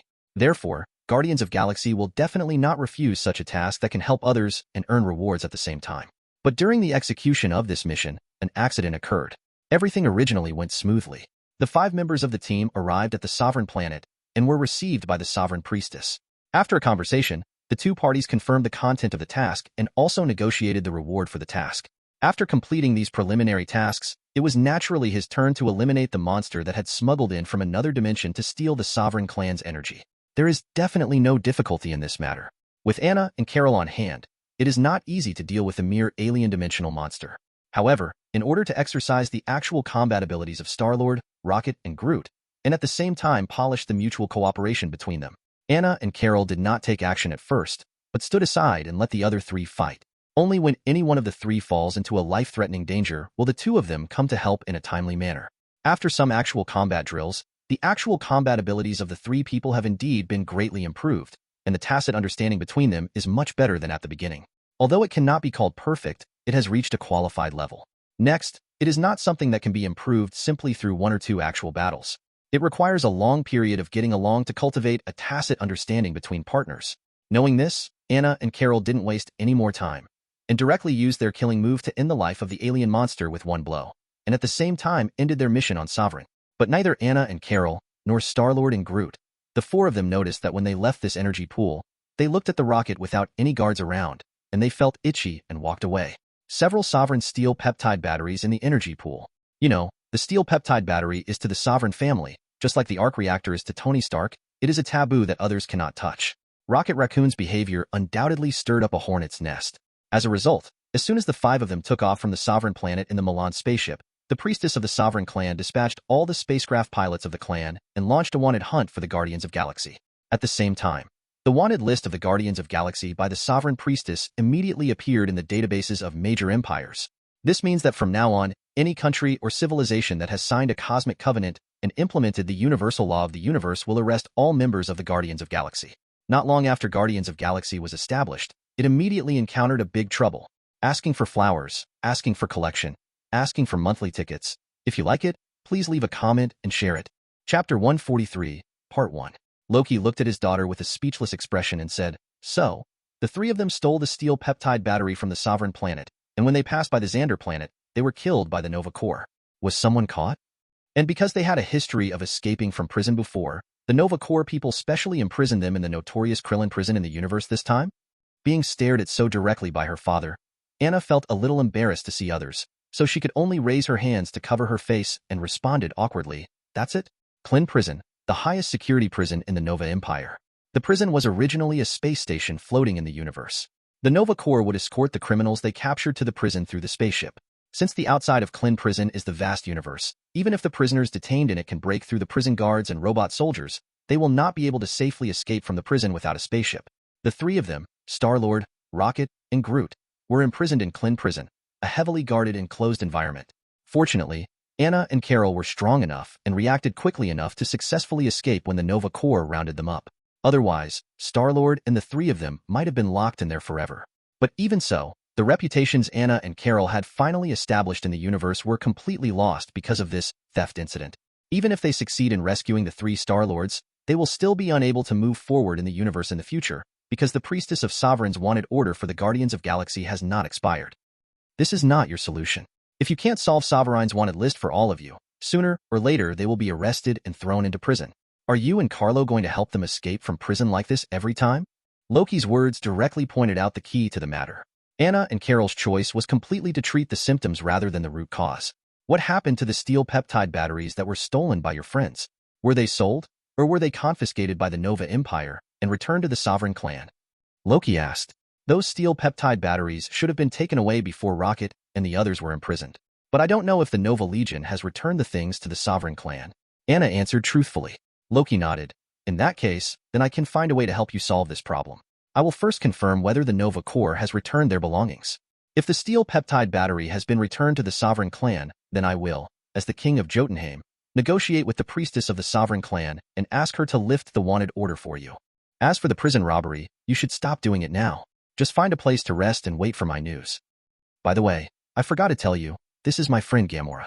I originally wanted to send her over to join you too, but I didn't expect that you would cause so much trouble after not seeing her for a while.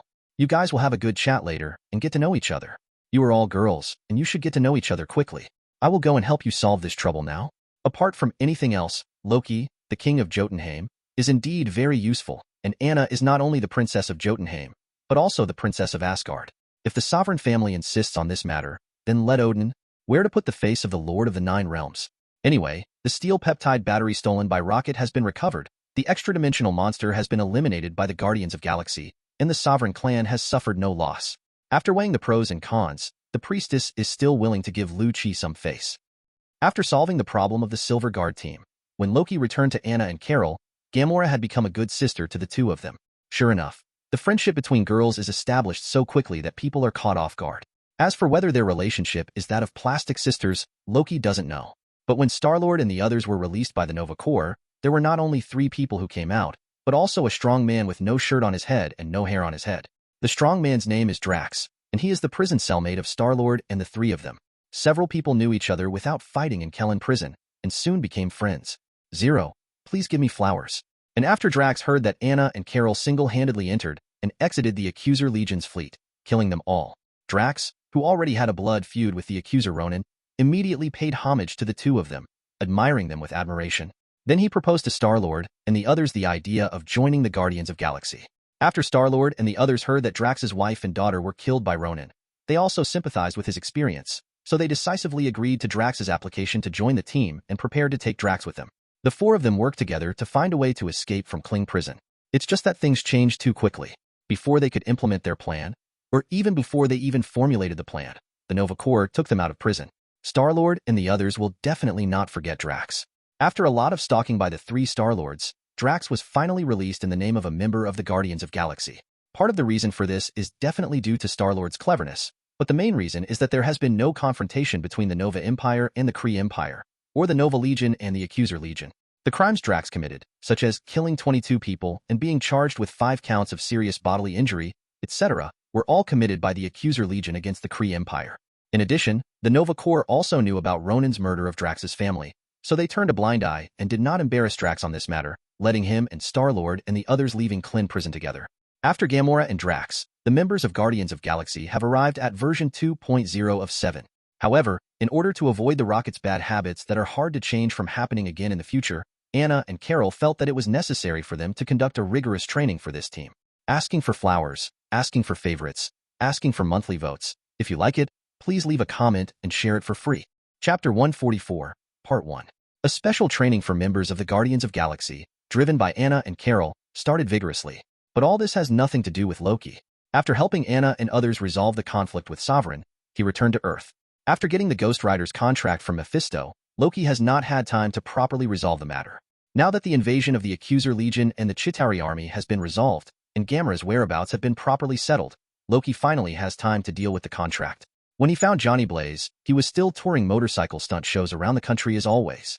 It's just that compared to before, Johnny's popularity has dropped a lot due to the reduction in the difficulty and risk factor of the actions.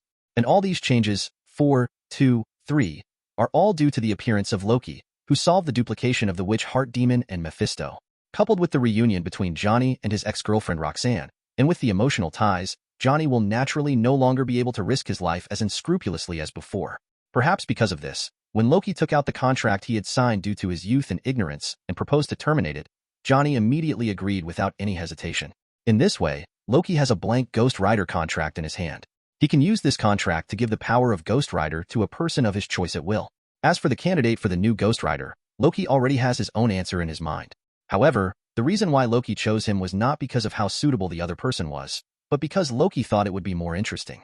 With the end of the war to defend the Earth, each superhero in the Avengers has also become a super idol in the eyes of the general public.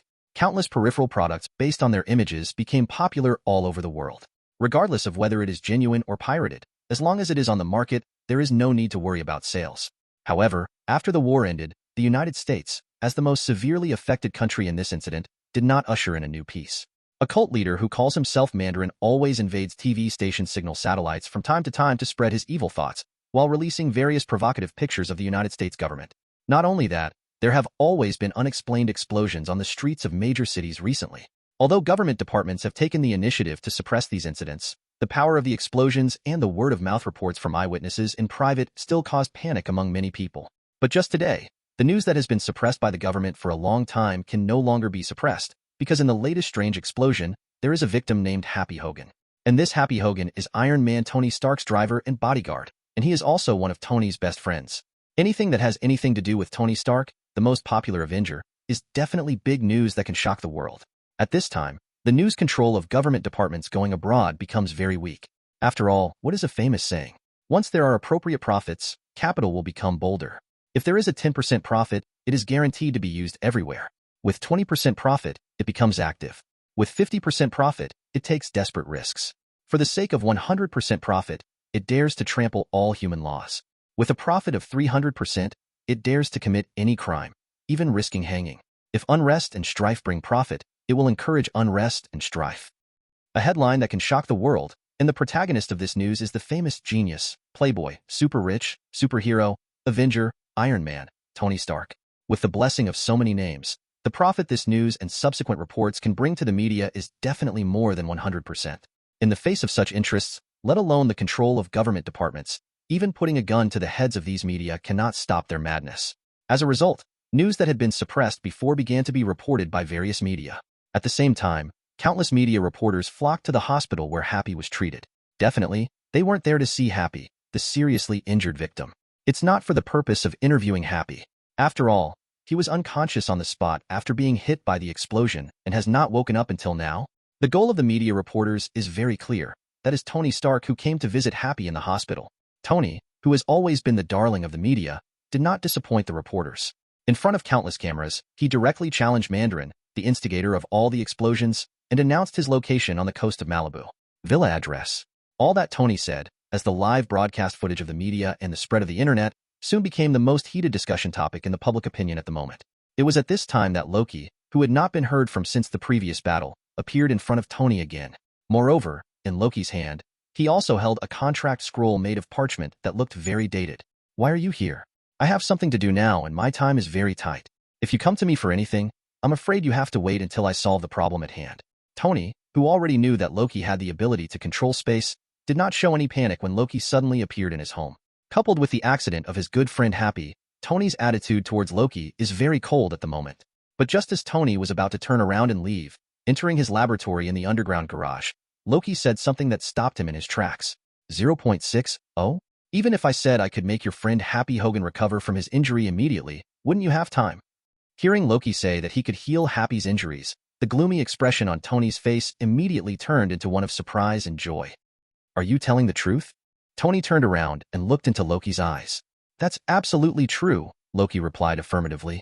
So, Tony was about to speak, but was interrupted by Loki. Don't worry, you know that I can do space magic. As long as I want, I can appear in the hospital ward right now to provide treatment for your friends. But all of this comes at a price for you. Tony's eldest nephew. Asking for flowers, asking for collection, asking for monthly tickets. If you like it, please leave a comment and share it. Chapter 145, Part 1. The price? What price? As long as you can revive Happy, no matter what the price, Tony Stark, will bear it. The reason why Tony dared to say this was also based on the fact that Loki and his father Howard were good friends. Judging from the previous incident of palladium poisoning, due to the imperfection of the arc reactor, Loki's attitude towards him is still biased towards the care of the elders for the younger ones, although the seniority of the two cannot be seen at all from their appearance. It was precisely because he was sure that even if Loki had any plans, it would most likely not be harmful to him. So Tony felt confident and bold enough to say that he was willing to bear any price. Naturally, Tony's small thoughts cannot be hidden from the eyes of Loki, the god of tricks. But things were exactly as Tony thought.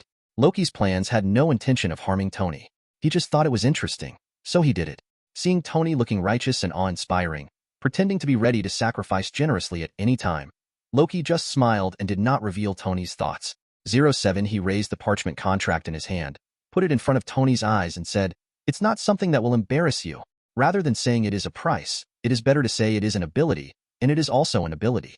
Responsibility. Have you seen the contract in my hand? As long as you sign it, I promise to help you completely heal Happy Hogan's injuries. How about it? Do you dare to sign it?" Looking at the parchment scroll of unknown origin that Loki sent to him, Tony had a suspicious look on his face. Although I still don't know what was signed in the contract Loki mentioned, but it can be seen from the shape that the scroll is very old. And for Tony, who is used to at least 3 formal contracts, this kind of thing that can only be witnessed and signed by both parties, if he wants, he can use Stark Industries' legal team to turn it into a piece of waste paper. So Tony felt even more weird. Why did Loki need to sign this contract as a condition for curing Happy? Tony couldn't understand it at all, but he didn't have time to think about it anymore. Happy is now lying in the hospital ward, suffering unimaginable pain. Once Happy's willpower fails and fails to survive this difficulty, Tony will forever lose a good employee, a good subordinate, and a good friend. He took the parchment scroll from Loki and pulled it open to see what terms were written inside. But as soon as Tony unfolded the entire scroll, he felt a pain in his right thumb holding the axis of the scroll. When he looked down, he discovered that his right thumb had a cut for no apparent reason. The trace of blood that spilled from the right thumb had already stained the parchment of the scroll at the moment. However, when Tony put his thumb in his mouth, sucked it, and looked at the scroll again, the blood stains on the parchment had disappeared without a trace. Not only that, Tony couldn't understand a word of what was written on the entire piece of paper, and when he concentrated on analyzing the meaning of the words through the glyphs, his head suddenly felt dizzy. When he finally recovered and was about to take a closer look at the contents of the contract, Luigi took the contract back from his hand. "Hey, I haven't finished reading yet. Why did you take it away?" Tony said, dissatisfied. Loki shrugged, not caring about Tony's emotions. "You can't understand it anyway, so why are you looking at it for so long? Let me tell you, looking at this thing too much will not only hurt your eyes, but it may also hurt your mind." After speaking, Loki ignored Tony rolling his eyes at him, re-rolled the scroll and put it away. "I haven't signed this contract yet. Why did you put it away? Are you going to regret it?" Tony yelled when he saw this, fearing that Loki would break his promise and not treat Happy. But Loki just showed an inscrutable smile. Relaxedly, Tony said, "The contract has been signed? How is it possible? How come I don't know when it was signed?" Tony asked, confused. "The signing of the contract does not require subjective consent. As long as your blood is stained on the scroll, the contract between us has been established," Loki explained. "No. Are you so cheating on the contract? Well, I won't care about this kind of thing for now, but now that I have signed the contract, you should let me know what the content of the contract is, right? Otherwise, how do you want me to fulfill the conditions of the contract? One more thing. Since you said that the contract has been signed, we should be able to start healing Happy's injuries, right?" Loki nodded. "I will certainly keep my promise regarding Happy. Now I will go to him to help him regain his health." As for the content of the contract, don't worry. I have deleted all the mandatory clauses above, and there is nothing specific that you need to complete. As I told you before, this contract is an ability, but it is also a responsibility. As for what the gift I gave you is, I believe that with your wisdom, you will be able to discover it soon. It's a mystery. After speaking, Loki didn't care whether Tony understood what he said. Opened a portal, left Tony's villa directly, and came to Happy's hospital room. Loki came here, naturally, to fulfill the promise he had made to Tony. Although the signing of the contract was automatically completed without the consent of Tony's supervisor, Loki would not renege on it. Moreover, Happy's injuries may be very difficult for medical technology on Earth, but it is not difficult for Loki to heal him. In fact, although Loki is a magician and has learned many magics, he is not proficient in healing magic.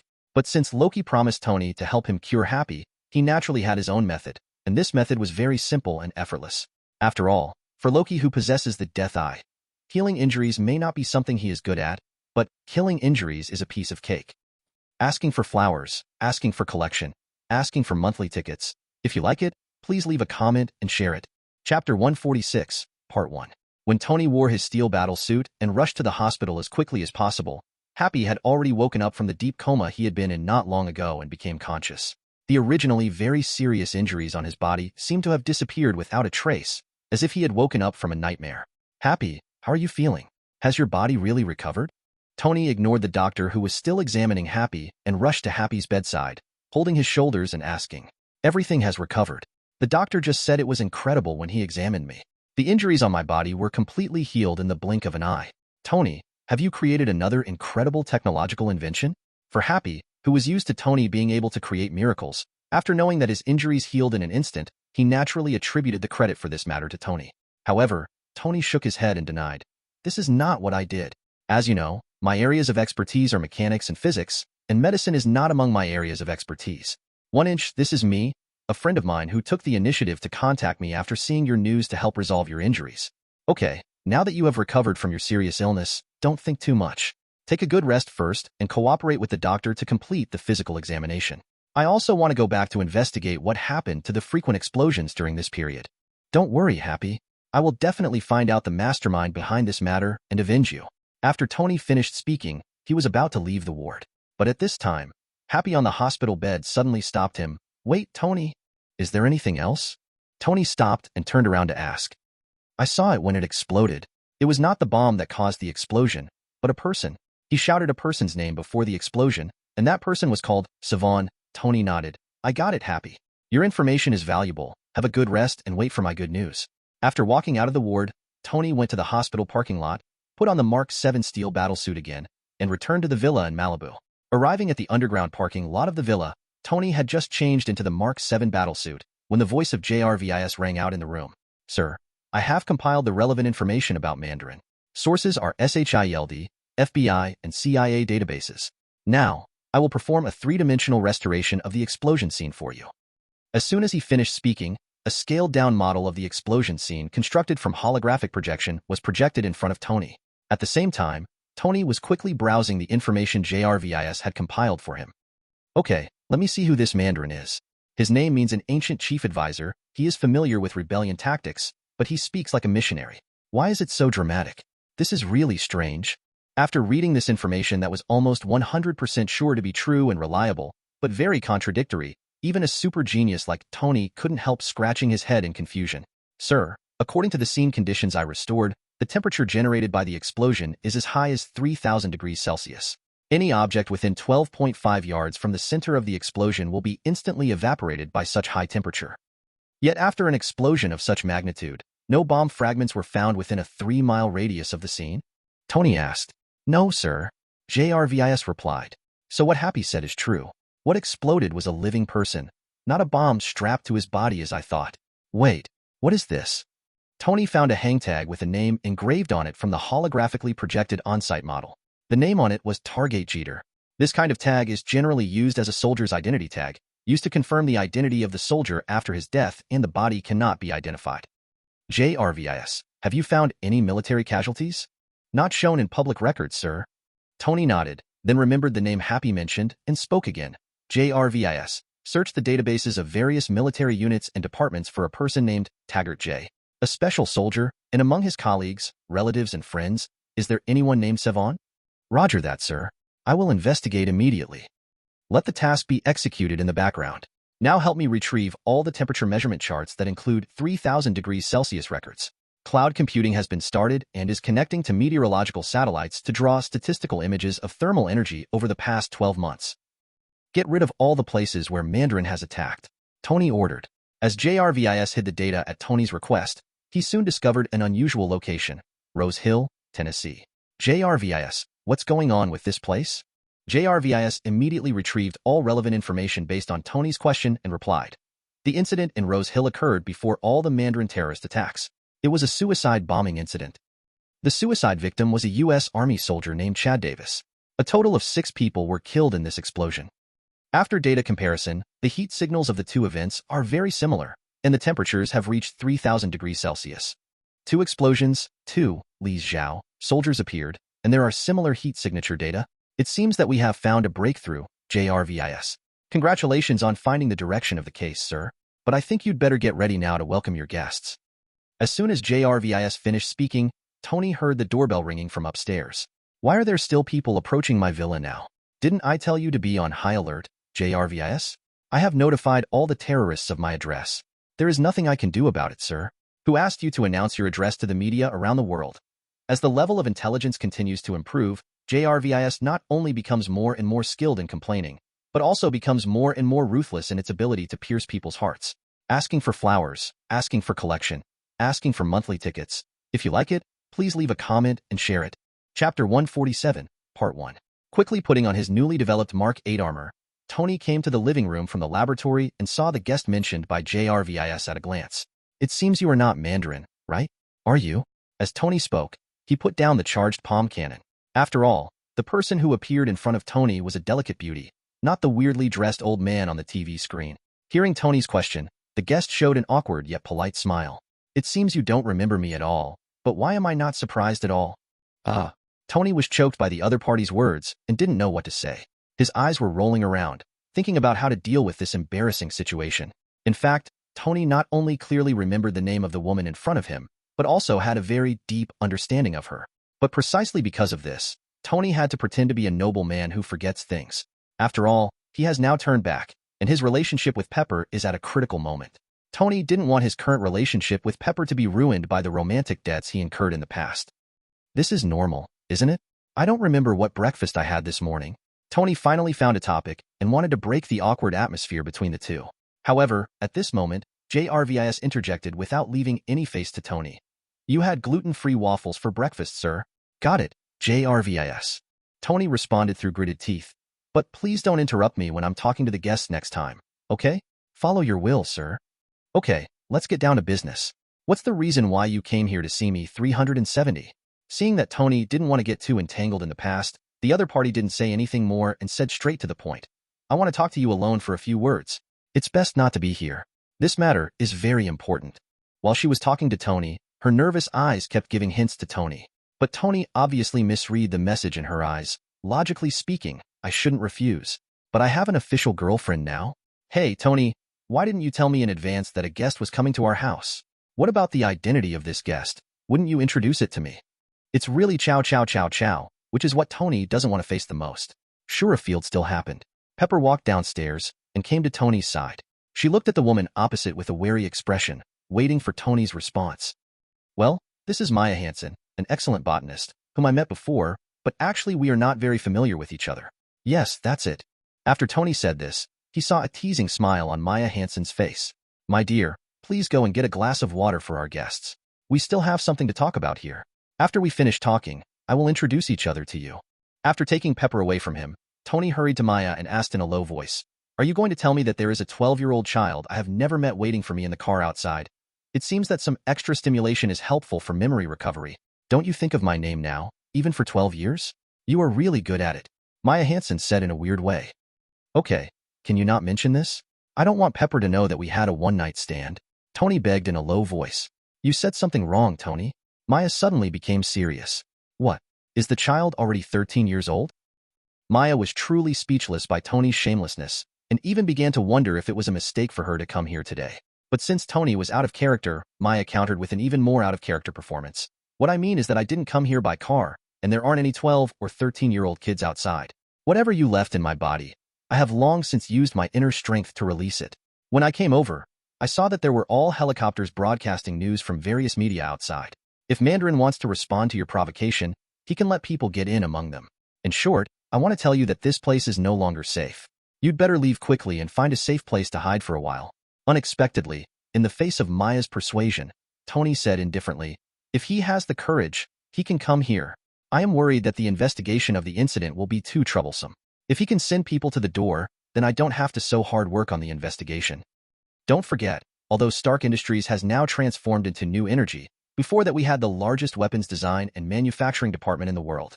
As long as Mandarin's people show up, I will let them see how strong the defense system of this villa is after my transformation. Before Tony could finish his words, Maya pointed to the live broadcast of Tony's villa on the TV in the living room and shouted, "Hey, before you continue to brag, you'd better take a look at this." Tony looked in the direction of Maya's finger, and then saw a missile dragging a long tail heading towards them in the live broadcast. Gone. This Mandarin has no martial ethics. JRVIS. Tony shouted, JRVIS. With the intelligence of Javi, Alpha, although Tony did not give any orders, it still guessed what Tony meant. The Mark 8 battle suit on Tony quickly decomposed and separated from his body, and then quickly transferred to Pepper's body, protecting Pepper.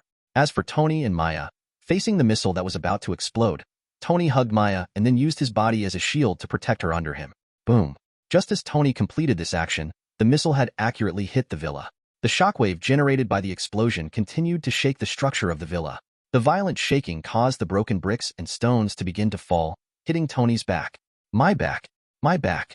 Tony couldn't help shouting out because of the huge amounts of pain, but he was lucky and did not receive too many injuries from this wave of attacks.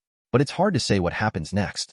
Just as Maya predicted just now, the people from Lynn's accident came straight to Tony's villa in an armed helicopter. The missile just now was not only a test by them, but also a clear response to Tony's provocation. They did not directly launch large-scale bombings in order to give the media helicopters conducting live broadcasts some reaction time, so that they could retreat to a safe position and broadcast what they had done. After all, if they responded and no one knew about it, wouldn't the attack be in vain? Among the ruins of the villa, Tony endured the pain and stood up, and at the same time asked Maya underneath him, "Are you okay?" "I'm fine, cough." Maya shook her head, but she was choked by the smoke and dust in the surrounding air. "Pepper, how's the situation over there?" Tony yelled and asked Pepper again. "I'm safe, don't worry." Pepper wore a suit and pushed against a wall that collapsed due to the explosion. What should we do next? Such critical times. Pepper couldn't care less about blaming Tony. The top priority was to get out of the immediate danger. "You take Maya and go first, I'll stay to deal with them. There are so many media broadcasting live, and I can't let them show off their power," Tony commanded. "Then I'll return the battle suit to you." Tony interrupted Pepper and said, "Leave me alone, you go first. When you reach a safe location, I will naturally ask JRVIS to send the battle suit back." Hearing this, Pepper also knew that he could not persuade Tony, so he no longer wasted time and immediately picked up Maya Hansen, who was beside him, and then blasted a hole in the wall not far away. He took Maya and flew directly out of the ruins. As soon as Pepper left with Maya, the second missile sent by Mandarin arrived. Boom. Because the structure of the villa had been damaged before, the noise caused by the explosion was even more violent this time. Tony also lost his balance and fell directly to the floor. It didn't matter that he fell, but the ground below could no longer withstand the pressure and shattered directly. And Tony's whole body naturally fell into the basement, along with the broken fragments of the floor. "Asshole, I haven't been this embarrassed in a long time. But why do I feel that my body is getting hotter and hotter?" As he spoke, Tony raised his hands and looked at his palms. Chapter 147, Part 2. At the moment, his palms were constantly steaming, and the skin and flesh were unusually red and bright. What's going on? Looking at his hands, it shouldn't be said that this kind of abnormality appeared all over his body. Tony, who did not change his expression even in the face of a missile attack, said, "I couldn't help but panic. Asking for flowers, asking for collection, asking for monthly tickets. If you like it, please leave a comment and share it." Chapter 148, Part 1. "Sir, Miss Pepper and Ms. Maya Hansen have arrived at a safe location." Just when Tony was stunned, the voice of JRVIS reporting to him came to his ears. Hearing this, Tony couldn't care less about the abnormal burning in his body, and immediately summoned the Mark 8 battle suit from Pepper's body back to himself. After all, Tony with the battle suit is Iron Man. Tony without the battle suit might not even be able to defeat Happy. Putting on the steel battle suit, Tony's confidence instantly increased, but just when he was about to show off his skills and teach these terrorists a lesson, Hie Hie. V.I.S. said to him, "Sir, the Mark 7 is still an engineering prototype and cannot attack the enemy. Although the battlesuit is not equipped with weapons, it is still better than having to deal with the enemy with bare hands." Tony's mind was racing, and he looked at the helicopter that was only 10 meters away from the villa. He immediately had an idea and threw the piano in front of him towards the enemy plane. Boom! With a loud bang, Tony successfully hit an armed helicopter and shot it down into Malibu Bay. "First one!" Tony shouted excitedly in the battle suit. However, Tony's move seemed to anger the enemy at the same time, and the remaining 2 armed helicopters began to attack Tony with more intensive firepower. And to avoid repeating the same mistake, both helicopters retreated slightly, increasing the distance between them and Tony. In this way, Tony's sneak attack just now was completely ineffective, and the power of the Mark 8 could not hit the heavy object that far. However, as the manufacturer of the Mark's battlesuit, no one knows better than Tony what this battlesuit can do. "Since you have distanced yourself, I will give you a big one to try." As Tony spoke, he took off the battlesuit armor on his right arm. Underneath the armor is the device that normally fires the plasma energy cannon from Tony's palm. However, in order to consider the energy consumption of the arc reactor, the power of the palm cannon has always been limited. And Tony's current action is to remove the restriction device on the generating device. Without the restraint of the limiter, the palm cannon can complete maximum power output in an instant without waiting for energy storage. Boom! There was another loud noise, and the second armed helicopter had no choice but to retreat in front of Tony's palm cannon with full power output. "Second one!" Tony shouted excitedly again. But reality soon taught Tony what it means to be extremely happy and sad. After 3 armed helicopters continued to bombard it, no matter how good the materials used in Tony's villa and how advanced the construction technology was when it was built, it would not be able to withstand such repeated bombings.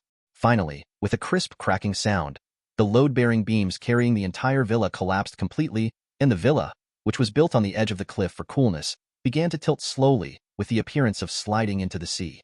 Trend. Under such a situation, the enemy would never leave Tony any chance to breathe, and fired 2 missiles again, sending the crumbling building directly into the Malibu Bay. As for Tony, being trapped by thousands of tons of building materials, even with the ability of a steel battle suit, there was no way he could escape from his current predicament in a short time. The whole person could only resign himself to fate and fall into the sea together with his villa.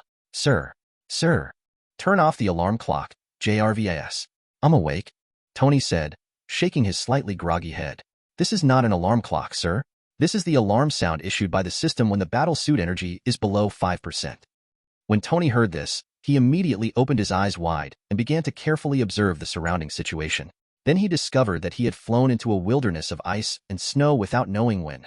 The next second, before Tony could recover from the strange scene in front of him, the battle suit, which no longer had enough energy to support, automatically entered into an emergency landing state.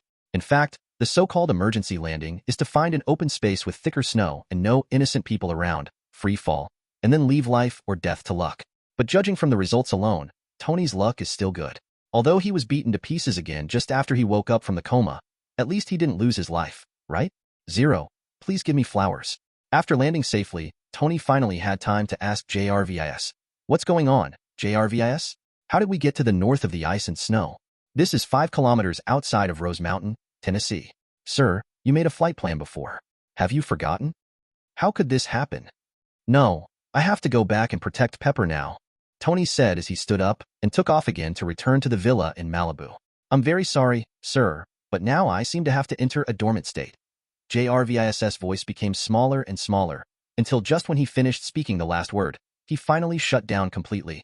Without the support of energy, even the most high-tech steel battlesuit is nothing more than a pile of junk. Tony was not sure that he could walk in the snow wearing this thing that weighed several hundred kilograms without power. After getting out of the battlesuit, it was already dark at the moment, which meant that at least a few hours had passed since he was attacked by Mandarin's men in the villa.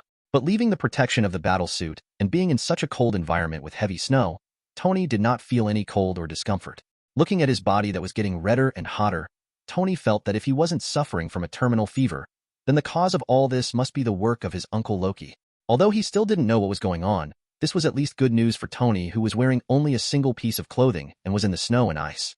But the top priority is that Tony needs to quickly find a place that can shelter from the wind and snow, repair the Mark 8 battlesuit, and at the same time charge the backup energy on the battlesuit. Now that we have arrived at Rose Mountain and can't leave for a while, it's time to dig out the truth about the Mandarin bombing attack. Asking for flowers, asking for favorites, asking for monthly tickets. If you like it, please comment and share it as a photo. Chapter 149, Part 1. It's strange. Why does this battle suit feel so light when you drag it on today? Dragging the Mark 8 that had lost power while walking in the snow, Tony didn't feel the slightest bit tired. On the one hand, it was naturally because of the inexplicable heat in his body, which allowed him to ignore the severe cold weather. On the other hand, for some reason, he seemed to have a lot of strength today, and dragging a steel battle suit weighing several hundred kilograms seemed like dozens of kilograms. Like heavy. On a snowy night, Tony had no good way to identify the direction. He could only move in the direction of his previous flight based on his feeling. After walking about a few kilometers, Tony finally came across a house, but in this weather, there was no light coming from the house. In this case, generally speaking, either the owner has taken a rest, or there is no one in the house at all. Tony prefers the latter, because in such a cold weather, if there are people in the house, even if they take a rest, the fire in the fireplace will definitely still be burning, so that there will not be no light in the house. He stepped forward and knocked on the door, but as expected he didn't get any response. In this case, as the saying goes, obey authority in urgent matters, then you can't blame me. After speaking, Tony walked around to the warehouse next to the house, and then swung the Mark 8 he was dragging behind him toward the door. Bang! The fragile wooden door was instantly smashed open by the heavy steel battle suit. Tony did not choose to break in directly through the front door of this house. After all, he just needed a place that could shelter him from the wind and snow. Although there was no one in this house now, judging from the traces of life around it, it was not an abandoned and empty house. After seeing the warehouse, Tony turned on the lights in the room and began to observe the layout of the warehouse. There is a workbench in the center, surrounded by various tools and handmade mechanical parts. It seems that the owner of this room is just like me. He also loves to invent and create. Tony thought to himself. Tony is lucky. He also needs some tools and accessories to repair the Mark 8 battlesuit, and this thing in the warehouse can be used for him. But just when Tony was about to commandeer the warehouse studio, a little boy appeared in front of him, holding a homemade potato gun. Tell me, Ms. Botanist, what exactly do you want to do in our house today? On the highway, in a speeding sports car, Pepper, who was driving the car, asked Maya Hansen in the passenger seat. Seeing the serious look that Pepper looked at her from time to time, Maya hesitated for a while before speaking. I think my boss might be working for Mandarin, so if you still want to continue talking about this matter, I think we'd better find a safer place. Wang Defa. The shocked Pepper couldn't help but spit out a curse word while controlling the sports car. Why is your boss working for Mandarin? Tony clearly said you were a botanist. Maya nodded and said, yes, but more accurately, I should be a DNA biocoding scientist. I have a team of more than 40 people and am part of a think tank. But because my research results were originally published in I conduct experiments on plants, so it's not wrong to say that I am a botanist. Pepper rubbed his temples and said, I don't understand the profession of you scientists. It's too complicated. Tell me, what's the name of your boss? Aldrich Killian. Maya replied without hesitation. Pepper's eyes widened when he heard this. He turned the steering wheel and parked the car on the side of the road. Then he looked at Maya and asked, the boss of Pioneer Technology? Ultimate Biological Project? Yes, that's him. But we generally call this project, Extremis Project, internally. Pepper held her forehead in disbelief. So your boss, a few days ago, blatantly came to Stark Industries to seek investment from me with a terrorist project plan? And I didn't see any clues at all? Maya shrugged. In fact, if you don't look at the side effects, the Extremis Project can definitely be regarded as an epic-making initiative in the field of biological gene editing. Wait, what side effects? Killian didn't mention this when he introduced this project to me. Pepper asked. I heard that Tony's driver was affected by the explosion caused by Mandarin in front of the China Theater not long ago. He is now lying in the hospital receiving treatment. Yes, but Happy is fine now. Tony told me that he contacted a very powerful elder to help Happy with treatment. What does this have to do with the question I asked you? Pepper was confused. Why would Maya bring up this seemingly impossible matter? This is the side effect, those explosions. All the bombings that Mandarin publicly admitted on TV were not achieved by bombs, or the bombs he used were experimental products that had serious side effects in the Extremis Project. When Pepper heard the truth of the matter, she only felt horrified at the moment. Just imagine how frightening it is when a person is transformed into a bomb that may explode at any time. No, I have to contact Agent Phil Coulson quickly and ask SHIELD to send out personnel to investigate this matter, Pepper said, and was about to take out her mobile phone to contact Phil Coulson. But just when she was about to dial, Maya reached out and stopped her. It's useless. Before sufficient evidence is collected, this matter cannot be solved through the power of government departments. Why do you think Killian dared to go to you so blatantly with his plan? Why was the matter of the bombing attack not disclosed to the media until recently? Report it? Killian has long begun to bribe high-level government officials. You know, compared to money, lifespan is the most important thing for these politicians. As long as they live long enough, they can always control it through the power in their 2.0 hands. To this country, Although the Extremist project has serious side effects, it also has huge amounts of potential. Once the side effects are improved and the research is successful, all the efforts they make will become insignificant compared to the benefits they receive. Pepper covered the back of Maya's hand with her palm, smiled and comforted. Don't worry, Maya. Phil Coulson and the others are different. And even if it is not convenient for SHIELD to intervene in this matter, don't forget, we still have the Avengers. Woolen cloth. However, just after Pepper said these words, the originally weak expression on Maya Hansen's face began to change violently, and a very fierce look emerged. Asking for flowers, asking for collection, asking for monthly tickets. If you like it, please leave a comment and share it. Chapter 150, Part 1. You are really a gentle and kind woman, Pepper. No wonder even a prodigal like Tony Stark is willing to change your past lifestyle for you. I wonder if you have heard of the name of the scientist Wernher von Braun, Pepper? Before he made missiles for Nabi, he also dreamed of traveling into space on a rocket he developed. Activists. But when the first V2 hit London, do you know what he said? The rocket worked flawlessly. It just landed on the wrong planet. When we first started, we were all equally naive, so pure. Then we started to be proud and obsessed. When we woke up again, we had gone too far on the wrong path. I am now, just like Wernher von Braun back then, I can't turn back. But you are so naive, Pepper. So naive that I can't bear to continue to draw and use you. But there is no way. Our research is only one step away from the last step 07. Only the last step away from Extremis, which I have spent many years of hard work to create, can have a truly perfect application. For this reason, even if I resort to any means, I must never give up until I achieve my goal. When she said this, Maya Hansen made no secret of the ferocious light in her eyes, looking at Pepper like a hungry wolf staring at its prey. What are you talking about, Maya? Why can't I understand? Faced with Maya's sudden change, Pepper seemed a little unable to react. You should be able to figure it out, Pepper. Tony, he is a true genius. In the room where we first met and had sex, he took just a few minutes to help me calculate my number. A problem that has not been solved for years. I need Tony's wisdom. If there is anyone in the world who can help us perfect the last flaw in Extremis, then I think it is only Tony Stark. But whether it's me or Killian, we all know that if we use normal methods to seek Tony's help, there is absolutely no chance of success. He only needs to spend a few minutes to read our research materials, and he may be able to discover our hidden secrets. So we need a handle that can control Tony and make him willing to use it for us. Hearing this, if Pepper still didn't understand what Maya Hansen meant, then she wouldn't be able to become the head of Stark Industries and manage the entire company well. And there is. Pepper kept her eyes focused on Maya's face. When she saw that the other party's attention was not on her, she threw away Maya's hand that was holding her. Then he quickly unbuckled his seatbelt, took out the car key, opened the door, and left the driver's seat.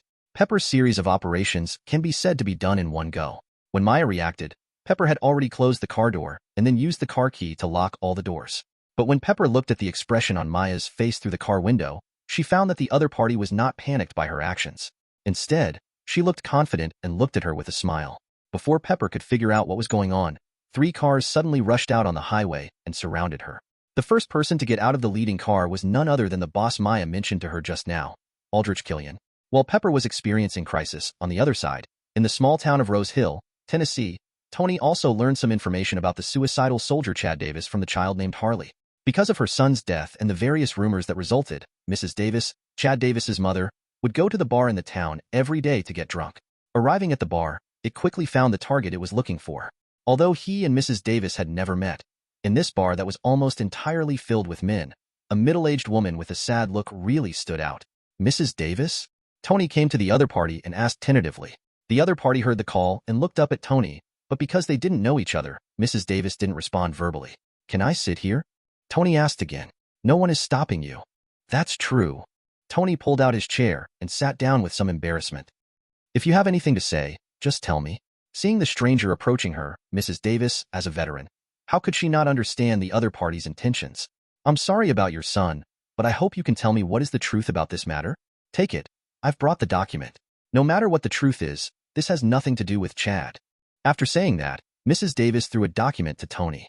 The cover of the document said, Records of the Chad Davis investigation. However, Tony was confused when he got this document. He didn't make an appointment with the other party in advance. How could he? 01300140 Felu 232150340. It seems that Mrs. Davis, you are not here just to get drunk tonight. Are you waiting for someone? For 97 hearing Tony ask herself this, an unnatural expression flashed across Mrs. Davis's face. Apparently she had realized that she had mistakenly admitted the wrong person, but it was too late to regret it at this time. Tony had already opened the file and started looking at it. As soon as he opened the first page of the document, Tony received an unexpected surprise. The document contains the photos and names of two of Chad Davis's comrades, and the name of one of them turns out to be Savon. Recalling the name Happy had mentioned to him in the ward, Tony felt that he was very close to the truth of everything. Closing the document, Tony looked at Mrs. Davis sincerely and said, "Mrs. Davis, now I can 100% guarantee you that your son did not commit suicide, nor did he want to kill anyone. Made the real culprit of all these tragedies is someone else. He was just used by others." Just when Tony was about to say something to comfort Mrs. Davis, a palm suddenly patted his shoulder. "Sir, I think you took the wrong thing from me. Could you please hand me the document in your hand? Asking for flowers, asking for collection, asking for monthly tickets. If you like it, please leave a comment and share it."